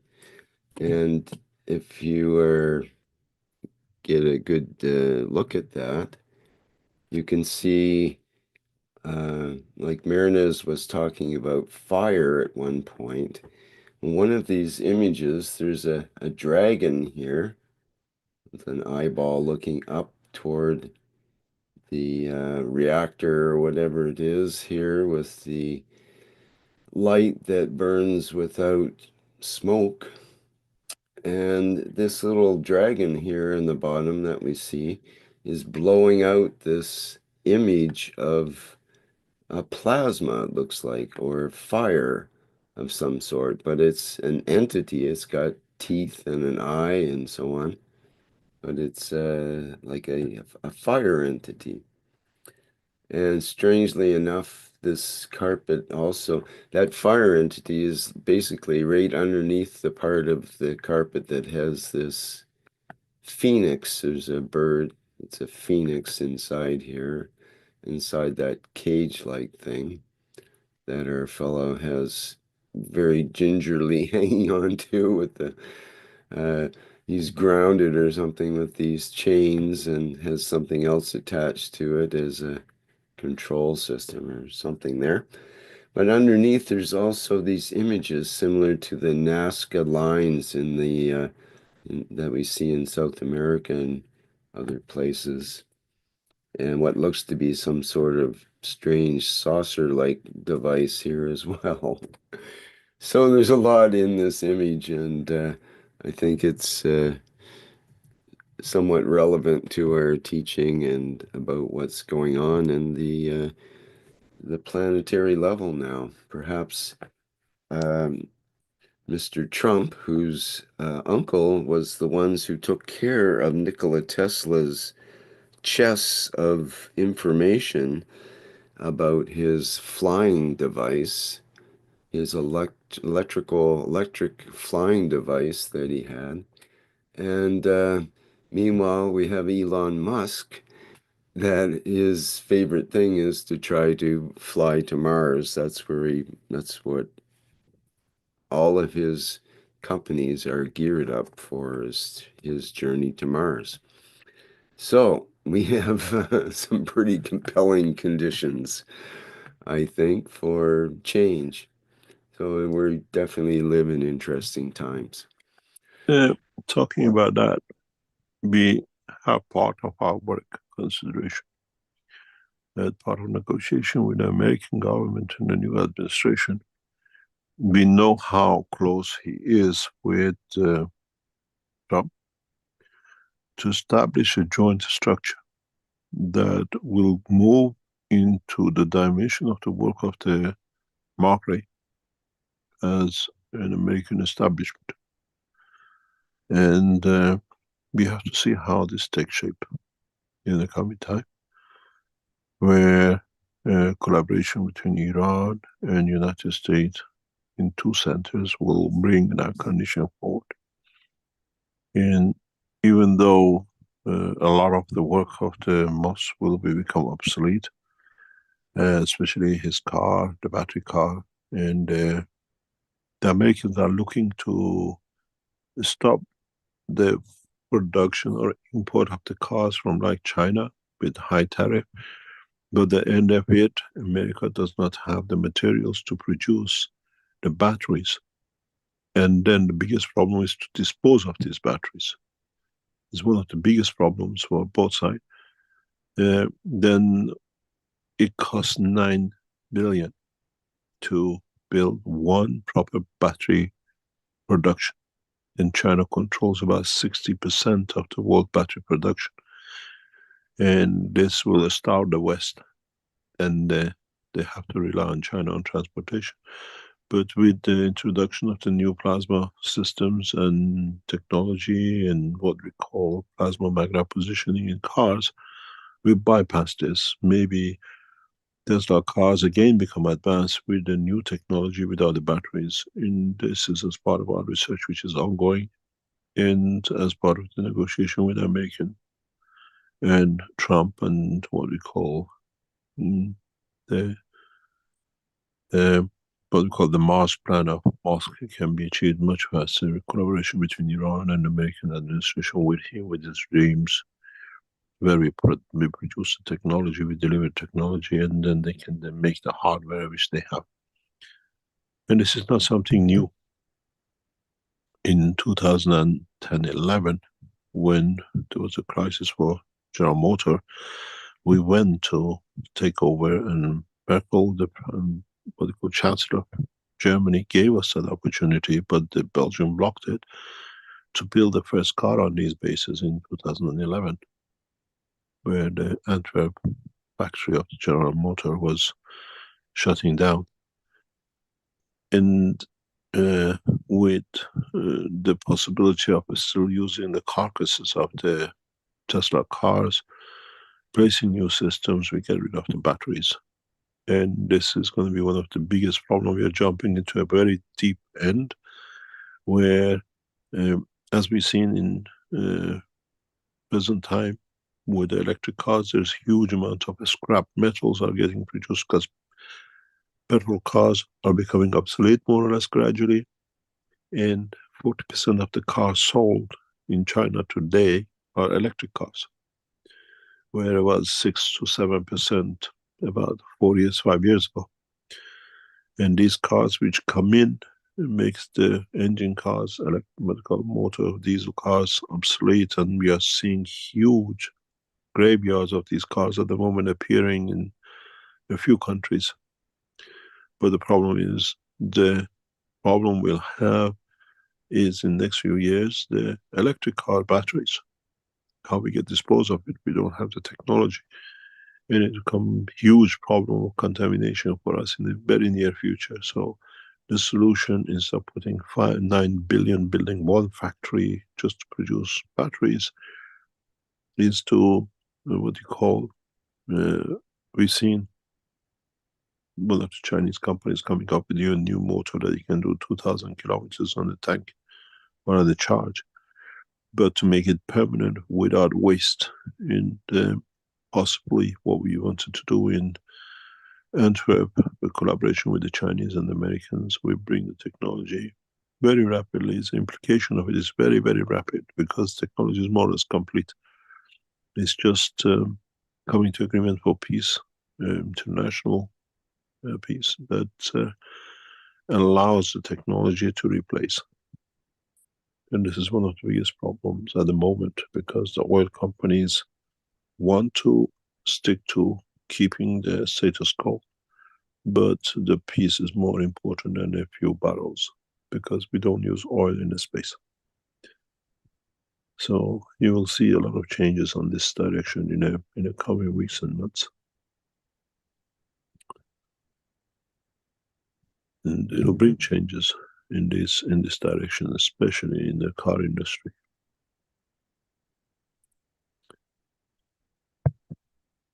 Looking forward to it. Thank you, Mr. Keshe. Thank you very much.